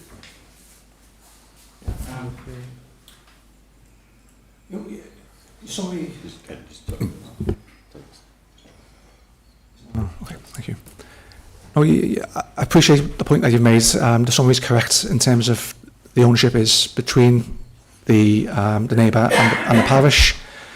The neighbour was notified. The correct certificate on the application form was signed and notice was issued. The neighbour has stated that his portion of land, he would not be willing at this moment in time for that to be used for camping. There's nothing stopping an applicant here or on any site to submit a red line that incorporates other people's land, as long as that person is correctly notified, which has occurred. Clearly, if approval is granted and half of this field cannot be used by the parish for camping, and if there's any disputes, that would be a matter between the parish and the neighbour to resolve separate from planning. But at the moment, yes, we could end up with a situation where only half of this field is actually utilised. As I said, I think it briefly describes, I think it's the western end. Yes. Yes, that's what's stated in the planning statements anyway. So that's where we stand at the moment. Right, thank you, John. My comment, I take on board some of the issues and the fact, as Mike has said, in effect, giving planning permission isn't going to resolve the PDR element, the permitted development right element. But it does seem to me that even though the site has been used for a number of years, but it's an unauthorised use, the fact that there was no application initially, which could well have resulted in the same recommendation, I think we need to ignore the fact that there has been this unauthorised use for however many years. What I take from the report is that normally in receiving an application for camping, we would expect to receive information about layout, we'd expect to receive information about parking, about refuse collection and about access, and we've received none of that. And it does seem to me on that basis alone that we can't approve this application, let alone the landscape impact. Even though it was interesting weather yesterday, there are significant views to the south, and that means that reciprocally, such a site would be is exposed, would be visible across a wide tranche of the Peak District landscape. And I think permitted development rights and the risk that comes with it notwithstanding, we have to be mindful of our responsibilities for managing the landscapes of the national park. And I couldn't support approval of this application, but certainly approve its refusal if and when it comes to consideration, Chair. Right. Are you seconding Michael's? I can do, yes. Yes. Yep. Okay. Thank you very much. Sorry, two of you. Right. Okay. Ginny first. Thank you. Actually, Ken has said pretty well what I was going to say. If this was an application that came to us on its own, stood on its own, there would be a lot of things that we could find wrong with granting this. So I was going to second Mike's proposal. Yes, Bill. Yeah, can I say I've been to this area before, and it's a rarely visited, although it's near the Buxton to Leek Road, it's a rarely visited part of the national park, and as such means there's a high level of and sense of solitude, which there's not many parts of the park are like that, you know, and I think that's really important. I've been there on foot several times. The surrounding roads and footpaths are there for a pleasure to walk on, to run on, to cycle on, and there's not many parts of the park like that, really. The proposed use would introduce traffic into a small, narrow lane that we went along in the minibus and intrude into this relative solitude. And also to mention, it's an incredibly exposed site. It has extensive views, so any camping use or any permitted camping use for extended periods of time would be highly visible and inappropriate, and against the principles which we are trying to defend in the national park. There's no car parking provision, and that will inevitably lead to further damage of the verges, and we've talked about that as well, and also visual intrusion by the parking of cars as well, which shouldn't be underestimated. And it also goes against the biodiversity and nature gain that we're trying to do in the national park. It just means more verges that just end up as muddy, rutted areas.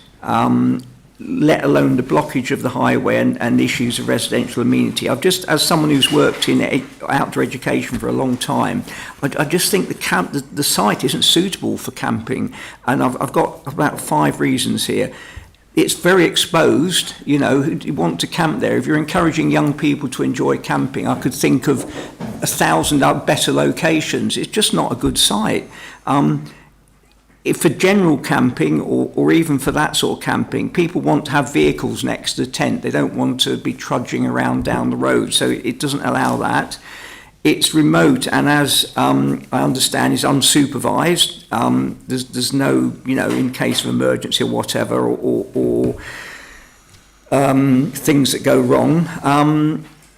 Or organised groups, they should plan ahead. You know, part of the Duke of Edinburgh, they shouldn't just be able to turn up at very short notice. And I am concerned about the capacity of the village hall as well, in terms of drainage, sewerage, waste disposal and so on, and we haven't got details of that. So I just think it's a bad site. I appreciate as a parish council they want to maximise their resources, but surely there must be better ways of doing it. In terms of land use and practical terms, it's just not a good site. Thank you very much. Martin. Right. We must be aware that there is a fallback position on this, which is that the 60-day permitted use will remain. We're not taking that off.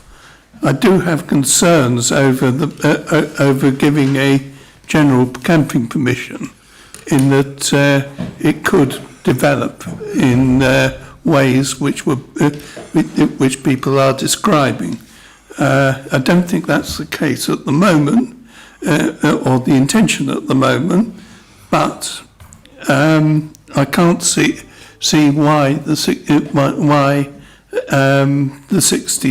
60-day permitted development use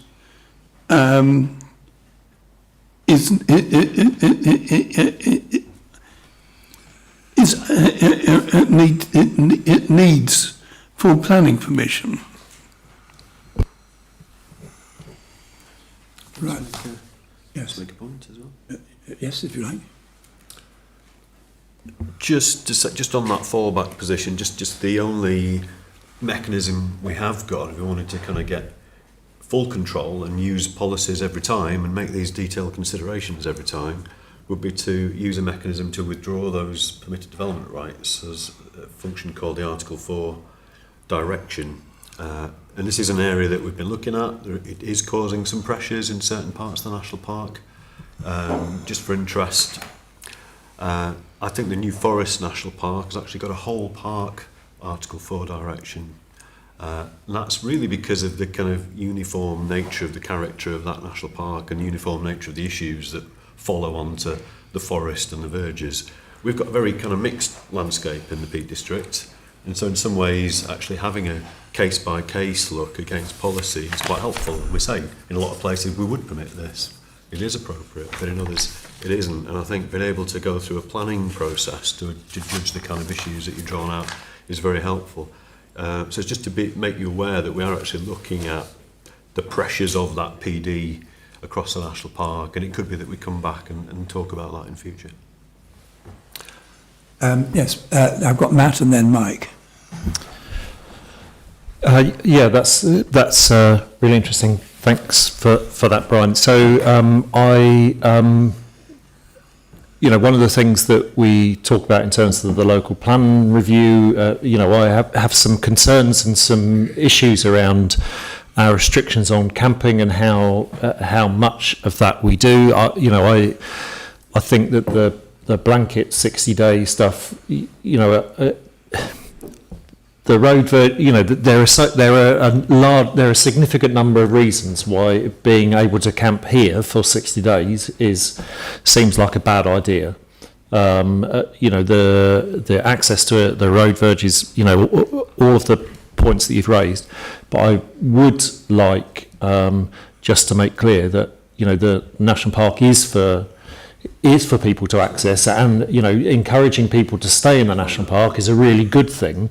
So I would be very, very opposed to a blanket restriction on that 60-day. You know, so I completely agree with you in terms of that there needs to be it needs to be done on a case-by-case basis, and I think the case can be made for restricting it on this location because of the things because of the things that there are specific to this site.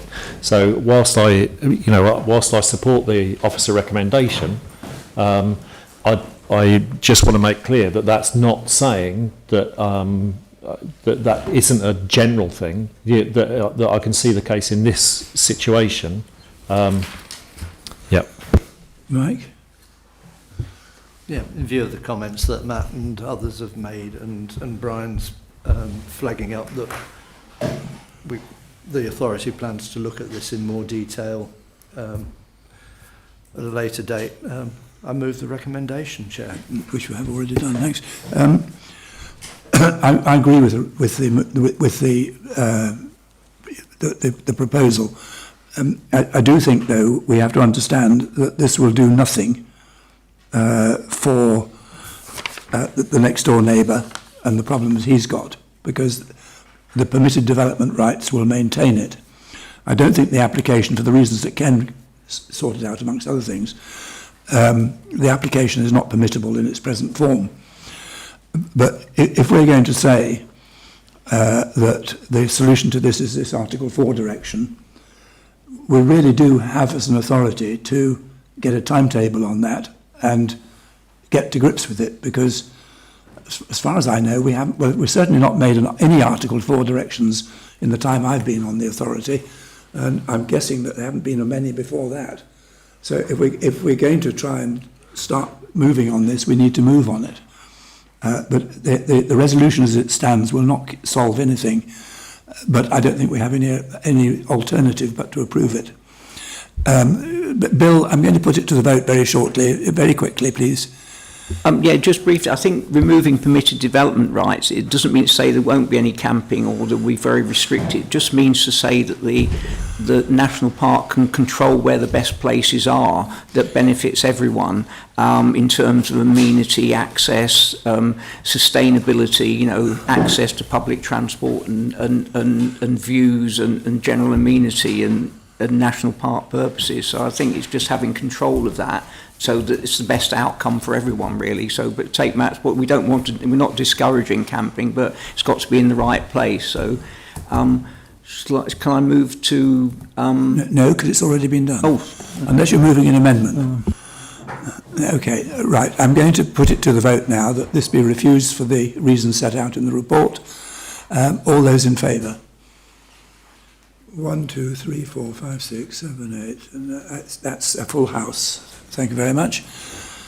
And I do hope the parish council will look at this, particularly from the point of view of the neighbour, and see whether they can do something to try and sort the problem out, because We've been putting a lot. it is unfair. Yeah. Yeah, okay. Right. We are ahead of time. Would members now like a short break? Is 5 minutes enough, or will 10 minutes be better? Thank you. 10. A 10-minute break. So we'll meet at 5 to 12.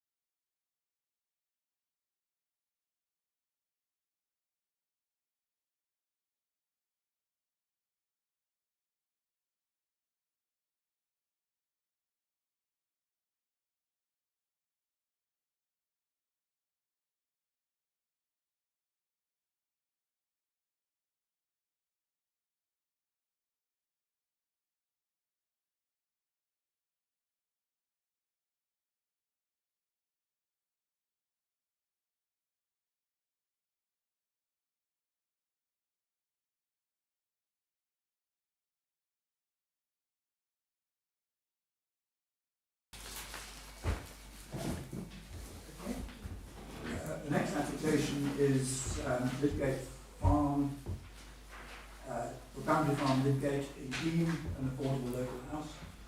Hannah, would you introduce it for us, please? Yes, thank you. This is a application land adjacent to Boundary Farm, Lidgate, Eam, and the application proposes demolition of an existing building, erection of an affordable local needs dwelling, and associated works. Just before I go through the presentation, I just want to apologise for one error at paragraph 8 of the committee report.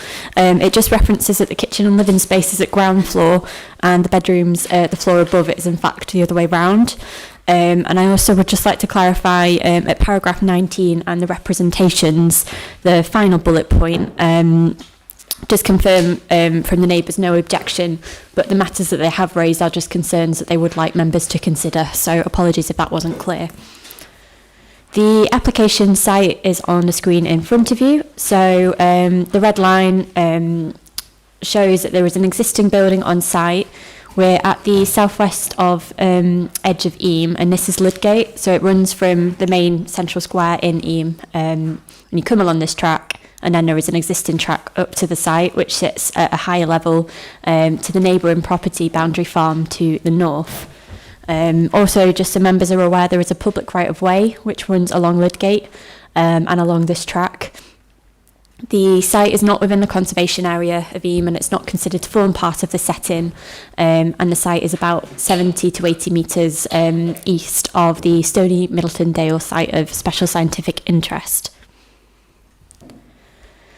The existing site plan is just split onto 2 slides. So this shows the start of the track. Appreciate you can't see the levels, but the track is rising up to the application site. You can see again Boundary Farm, that's a neighbouring residential property. And then the next slide shows the majority of the site. So the track turns in. You've got the existing agricultural building, which members will have seen yesterday is not in the best condition. The levels of the site slope from west to east, and also they slope further to the south as well, so there is quite a considerable level change on the application site. The next slide shows the proposed plan. So the track will remain, and then the building is going to be demolished, and in its place there would be a 2-storey dwelling constructed. There is a parking area to the north and a patio for external amenity space to the south, and that would be contained by retaining wall. And you'll see on the elevations how the dwelling is going to be set into the site levels because of the slope on site. You can also see on this slide the extent of residential curtilage. So there is a green edge which you can hopefully pick up. So the application is proposing to restrict the residential curtilage to that area. The wider red line is in order to show how access is going to be achieved, and there's also a package treatment plant and drainage field in the other part of the site. This shows the site in a little bit more detail. So again, you've got the dwelling, the patio and the parking area. It's not proposed to change the levels of the track itself. However, there would be some changes to the levels of the parking area. So we understand approximately that this part of the site is going to raise in terms of the ground levels by about 1 metre.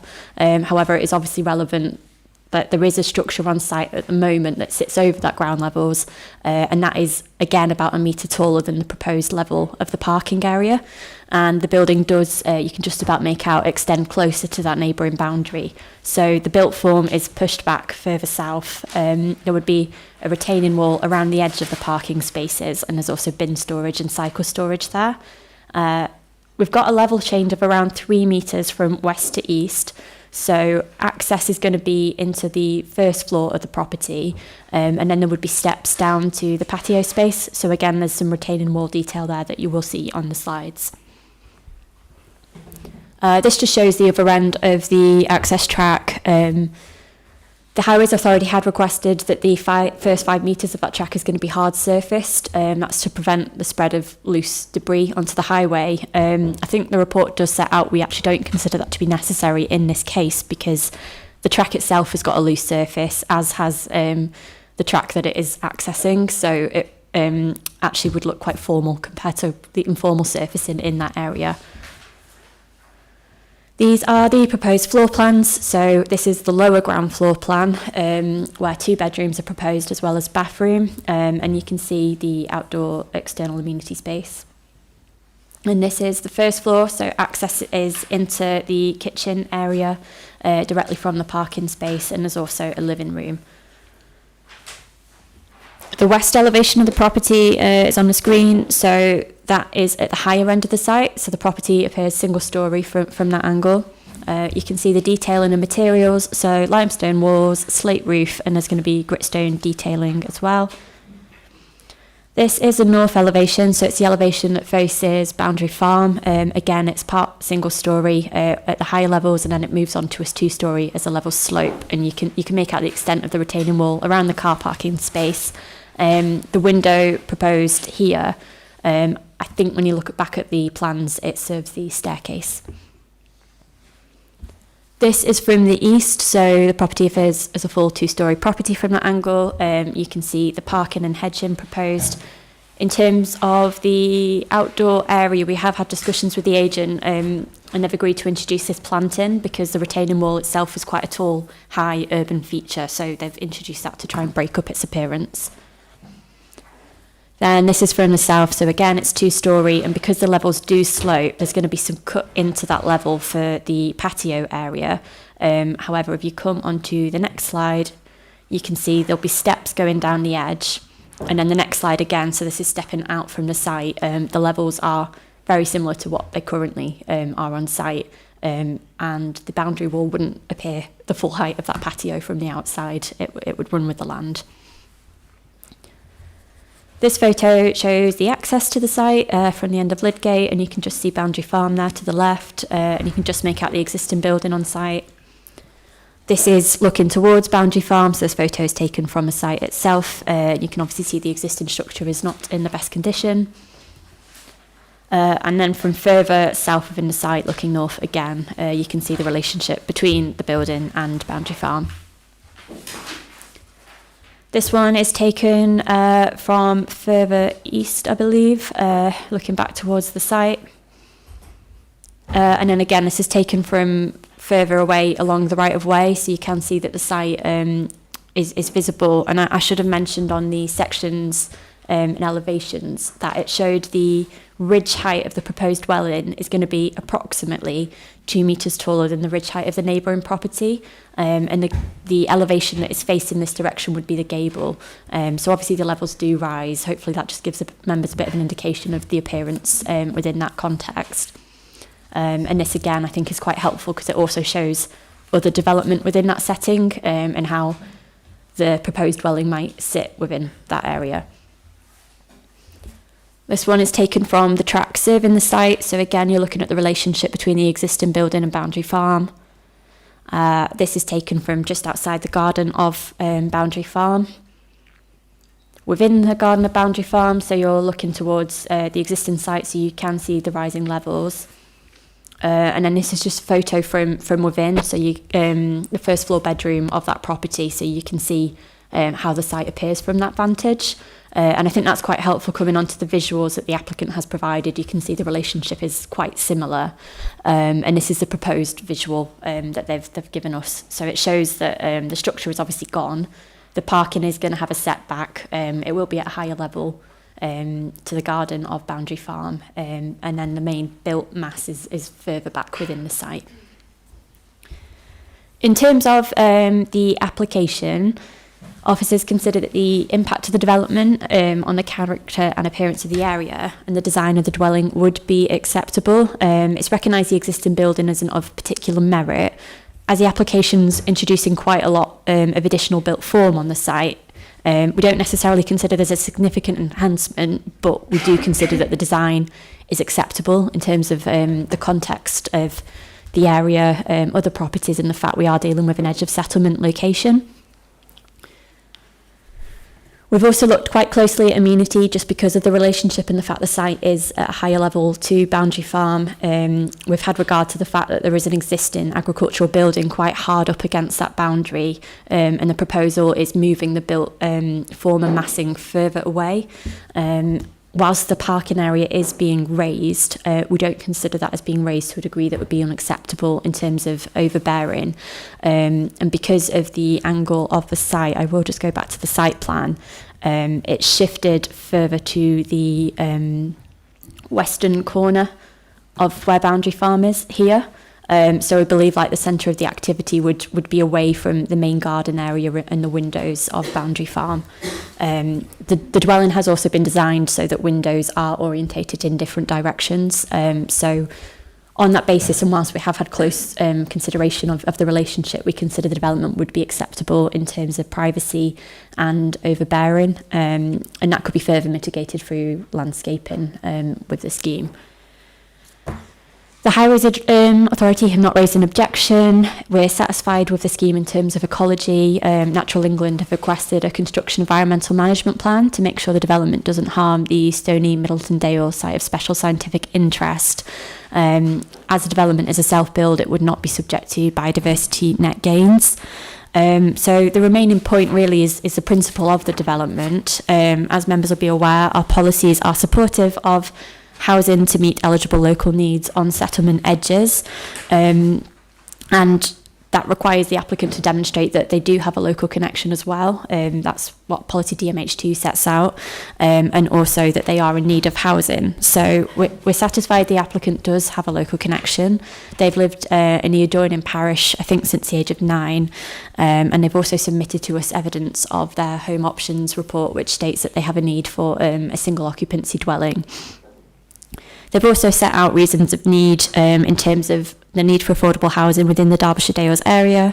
They've stated in this case that a smaller dwelling would not comply with the authority's design guidance, nor would it allow for additional room within the property for the applicant to work from home or to have guests to visit.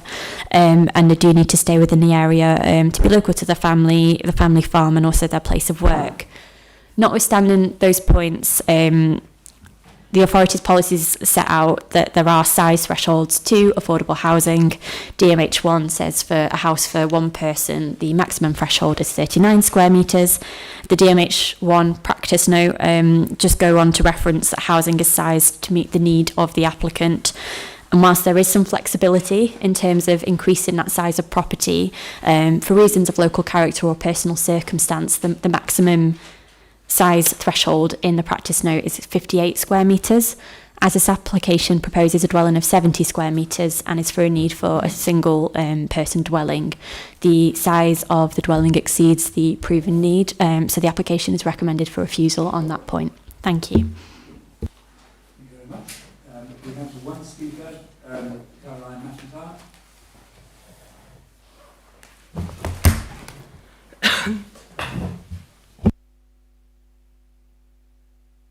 I switched it off. Good afternoon. My name's Caroline McIntyre and I'm the agent for this item. As Hannah's set out, there's only one issue with this application, which is the size of the proposed house. On all matters, including the careful design to reflect the setting of the site and the relationship with neighbouring properties, officers conclude the proposals are acceptable. The applicant, Amy, is 28, went to school locally and currently lives on the family farm at Leam. She works as a librarian in Bakewell and outside of work helps on the farm. She's not able to afford to buy a house locally on the open market, and the application site has been farmed by her family for at least 5 generations. Having a house here would mean she can benefit from the services in Eam and keep an eye on the livestock. She also has family close by on Lidgate. The proposed house is a 2-bedroom property at 70 square metres. It's 12 square metres larger than the guidance allows for, and this is one additional single bedroom. I'm aware that the size of affordable dwellings has been the subject of debate at recent committees, and we make the following points in support of this application. The wording of policy DMH1 only references the size of the properties based on bed spaces. There's no link in the wording of the policy to immediate need. And the supporting text at paragraph 6.48 does not reference immediate need and outlines flexibility up to 97 square metres. It's also important to note that the practice guide to policy DMH1 is only guidance, has not been the subject of any consultation or examination, and does not carry the same weight as policy. In this instance, we consider there are material considerations which support the flexibility for an additional 12 square metres as follows. The applicant is young enough she hasn't yet established a family unit, and the house should be able to adapt to this. The proposals add a new affordable local needs house to Eam in perpetuity, and this is at the cost and risk of the applicant rather than a housing association. Is the policy really drafted that local people who have a demonstrable need for this type of housing and are delivering the housing themselves can't plan for a family or work or study from home? A one-bedroom house designed to 58 square metres would struggle to meet the design guidelines and would look incongruous in the setting of this site. The design of the house is bespoke to the site, taking into account the change in levels, and adding to this in the future wouldn't be an easy task. Would an additional 12 metres really have any greater impact on the landscape? We consider that the proposals are similar, albeit smaller, in terms of the additional floor space and other applications that have recently been considered by committee, and that there is a clear justification in both policy and other material considerations to support this scheme. I therefore ask that you reconsider the recommendation and approve the application and allow the applicant to stay living within the local area, close to the farm and her job. Thank you.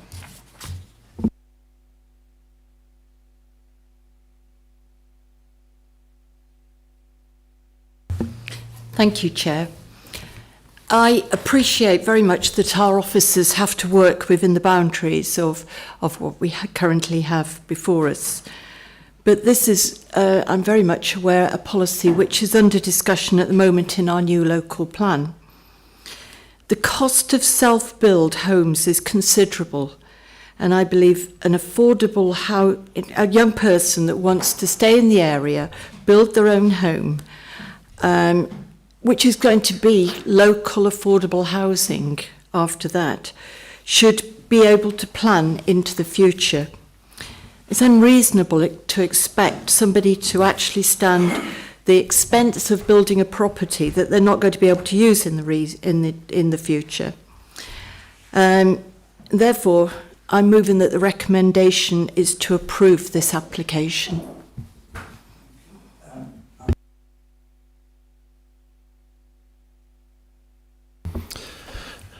Yeah, in some ways it's I'm going to be agreeing with Ginny, but from a different reason. So there's been a lot of stuff recently about the climate change implications of building, and you know the best time to do the best time to do climate efficient building is when you build the house originally. So continually extending it doesn't seem like a good idea. So I think that we need to look at the policy around that in terms of climate change, as well as just to try and make the most efficient use of space that we can within the national park. So that's what I want to say about it.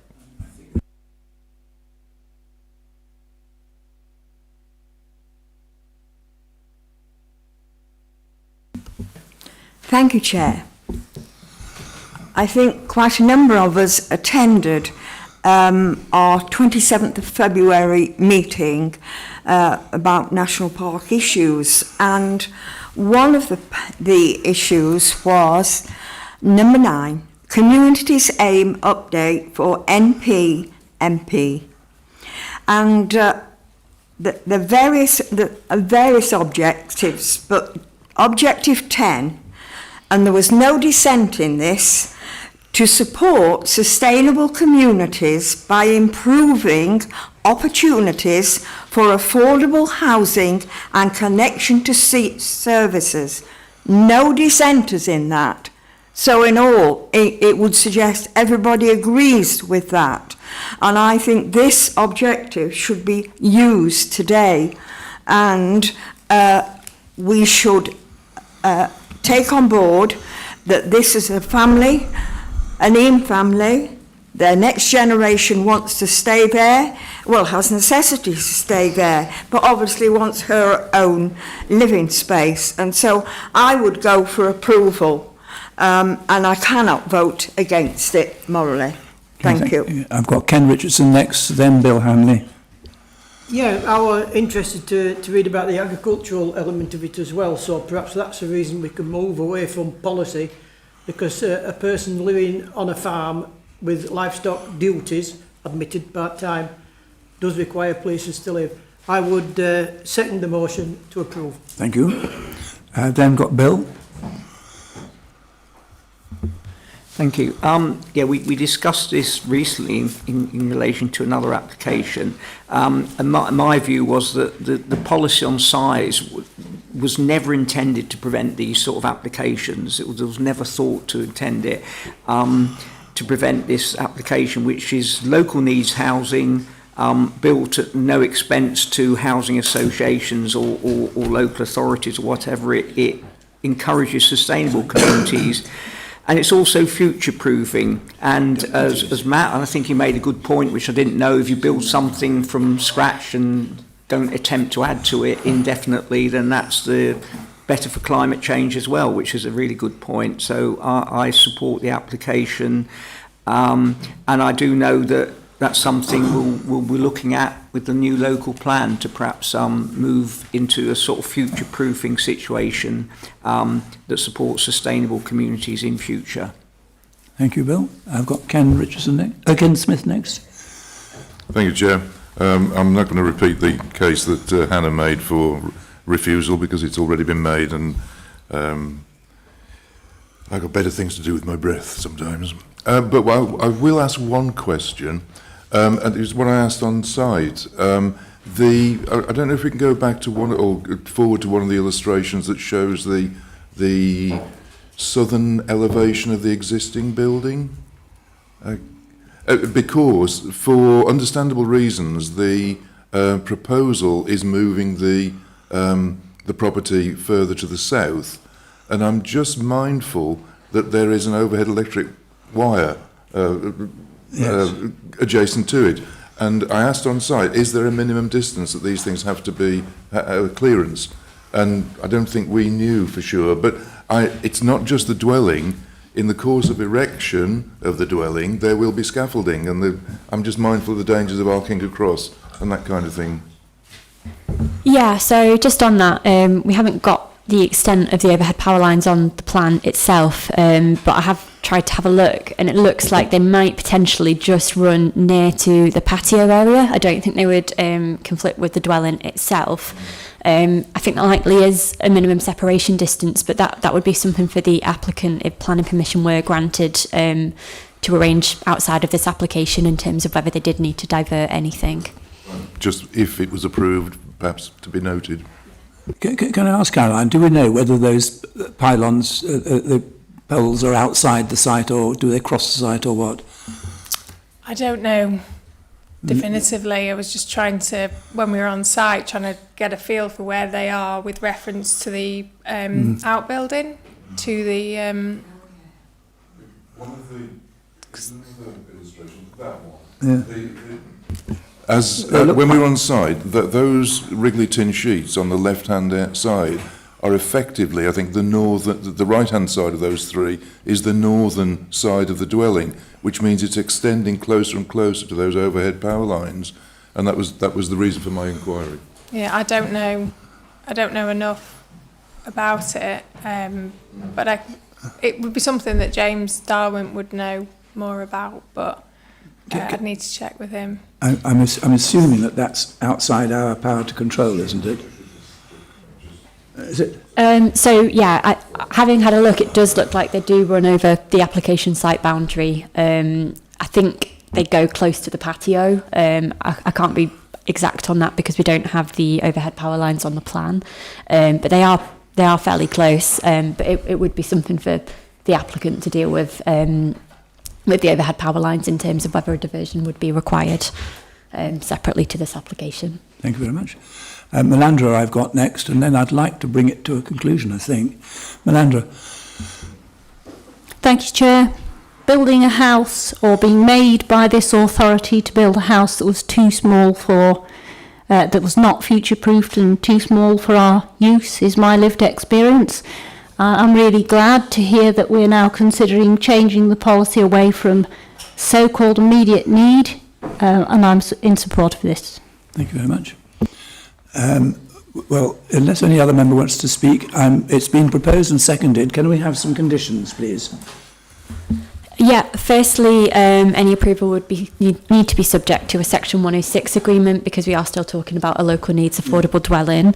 Alongside that, conditions would include a time limit on implementing the development, accordance with the approved plans, restricting permitted development rights, and stonework detail and sample panel for the walling, slate roof detail and sample for the roof, details of external windows and doors prior to installation, details of the construction of boundary and retaining walls, restricting the extent of residential curtilage to the green-edged area, detailing for the roof verge to be flush-pointed, rainwater goods, internal pipe work, service lines to be underground, controlling external lighting, details to be submitted for the solar panels and air source heat pump and for those to be installed prior to occupation, a hard and soft landscaping plan, including final levels and any detail along the track, foul and surface drainage to be installed prior to occupation, a pre-commencement condition for a constructional environmental management plan, and a scheme for ecological enhancement measures to be submitted as well.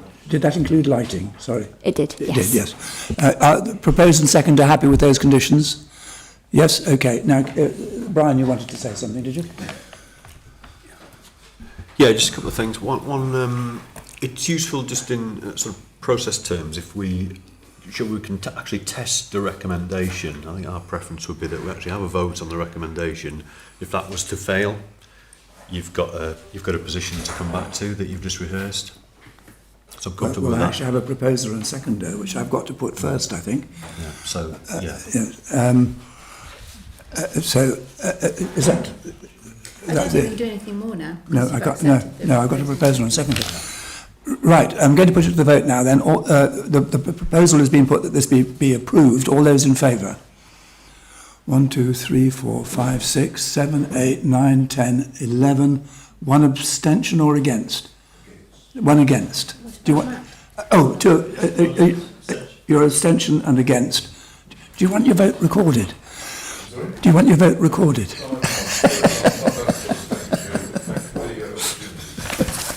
Okay, thank you very much.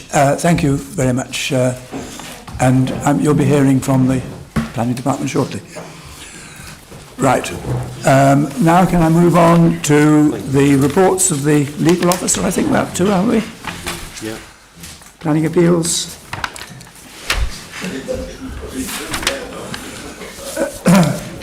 This is page 81 of the paper agenda. Who's presenting this? Yeah, I can. Useful just to very quickly skim through these. So Cornfield Barn, if members might remember, we had a planning case there for it was the conversion of the building, but members would have noted there was also a camping pod and a steel container in the grounds of that house and the grounds of that traditional building. There was an enforcement notice against just to seek to remove the camping pod. This was an appeal against that enforcement notice, but that's been dismissed basically on issues on the character and appearance of the area and the building. So that was that one that members might remember. Next one was the former NatWest Bank building, the small building in the middle of Bamford on a gap site. Already had an earlier permission for a house that hadn't been implemented. So this was a new scheme. We'd again found at Planning Committee that there was some harm to amenity and from the design. The inspector did accept that there was some harm to neighbours, but he pitched it as only slightly more harm than the permitted scheme had, so felt that wasn't a great increase. Actually, we felt the original scheme also accepted some harm to amenity, so actually the overall harm we observed on this scheme was more than the inspector had in this case, but so that's been allowed on balance. Next one at Springfield Farm, Old Walk, was a solar array on the front of a property, so that was dismissed on design and impact to the conservation area. There was references to our supplementary planning document on renewable design and that. So that was quite interesting in the context of the balance of character to climate change issues, but felt very strongly that that was a fabric-based impact in the conservation area. And the last one, Ryebrook Farm in Ford, was a conversion of an outbuilding. It was quite interesting because it would have been for a private residential use in the context of the farmyard. So a lot of the issues in the appeal statement are really trying to get underneath what are the impacts to an individual. It was a bit like we talked about the campsite and the neighbour to that. This was someone potentially moving into a house and having the full farm uses around them. And the inspector found that there was a really strong notable difference between a permanent independent dwelling and the impacts that they would expect versus potentially an ancillary dwelling, someone actually living and working on the farm where you're brought up with that and you're used to it and you're part of it. So those expectations were quite noteworthy to the inspector, and they felt that those amenity harms would be too great. So they upheld our position on that. Thank you. Thank you very much. Any? 3 out of 4. 3 out of 4. 8 bad. 8 bad. Any other As comments? Meatloaf once said. Any other comments on that? In that case, alternate the report. Oh, sorry. The summaries are very helpful because I think, you know, it helps us learn from decisions. Yeah. Yeah. Okay. Thanks. We note that. We note the report. All agreed. Thank you very much. And that concludes the agenda, I think, doesn't it? Thank you very much.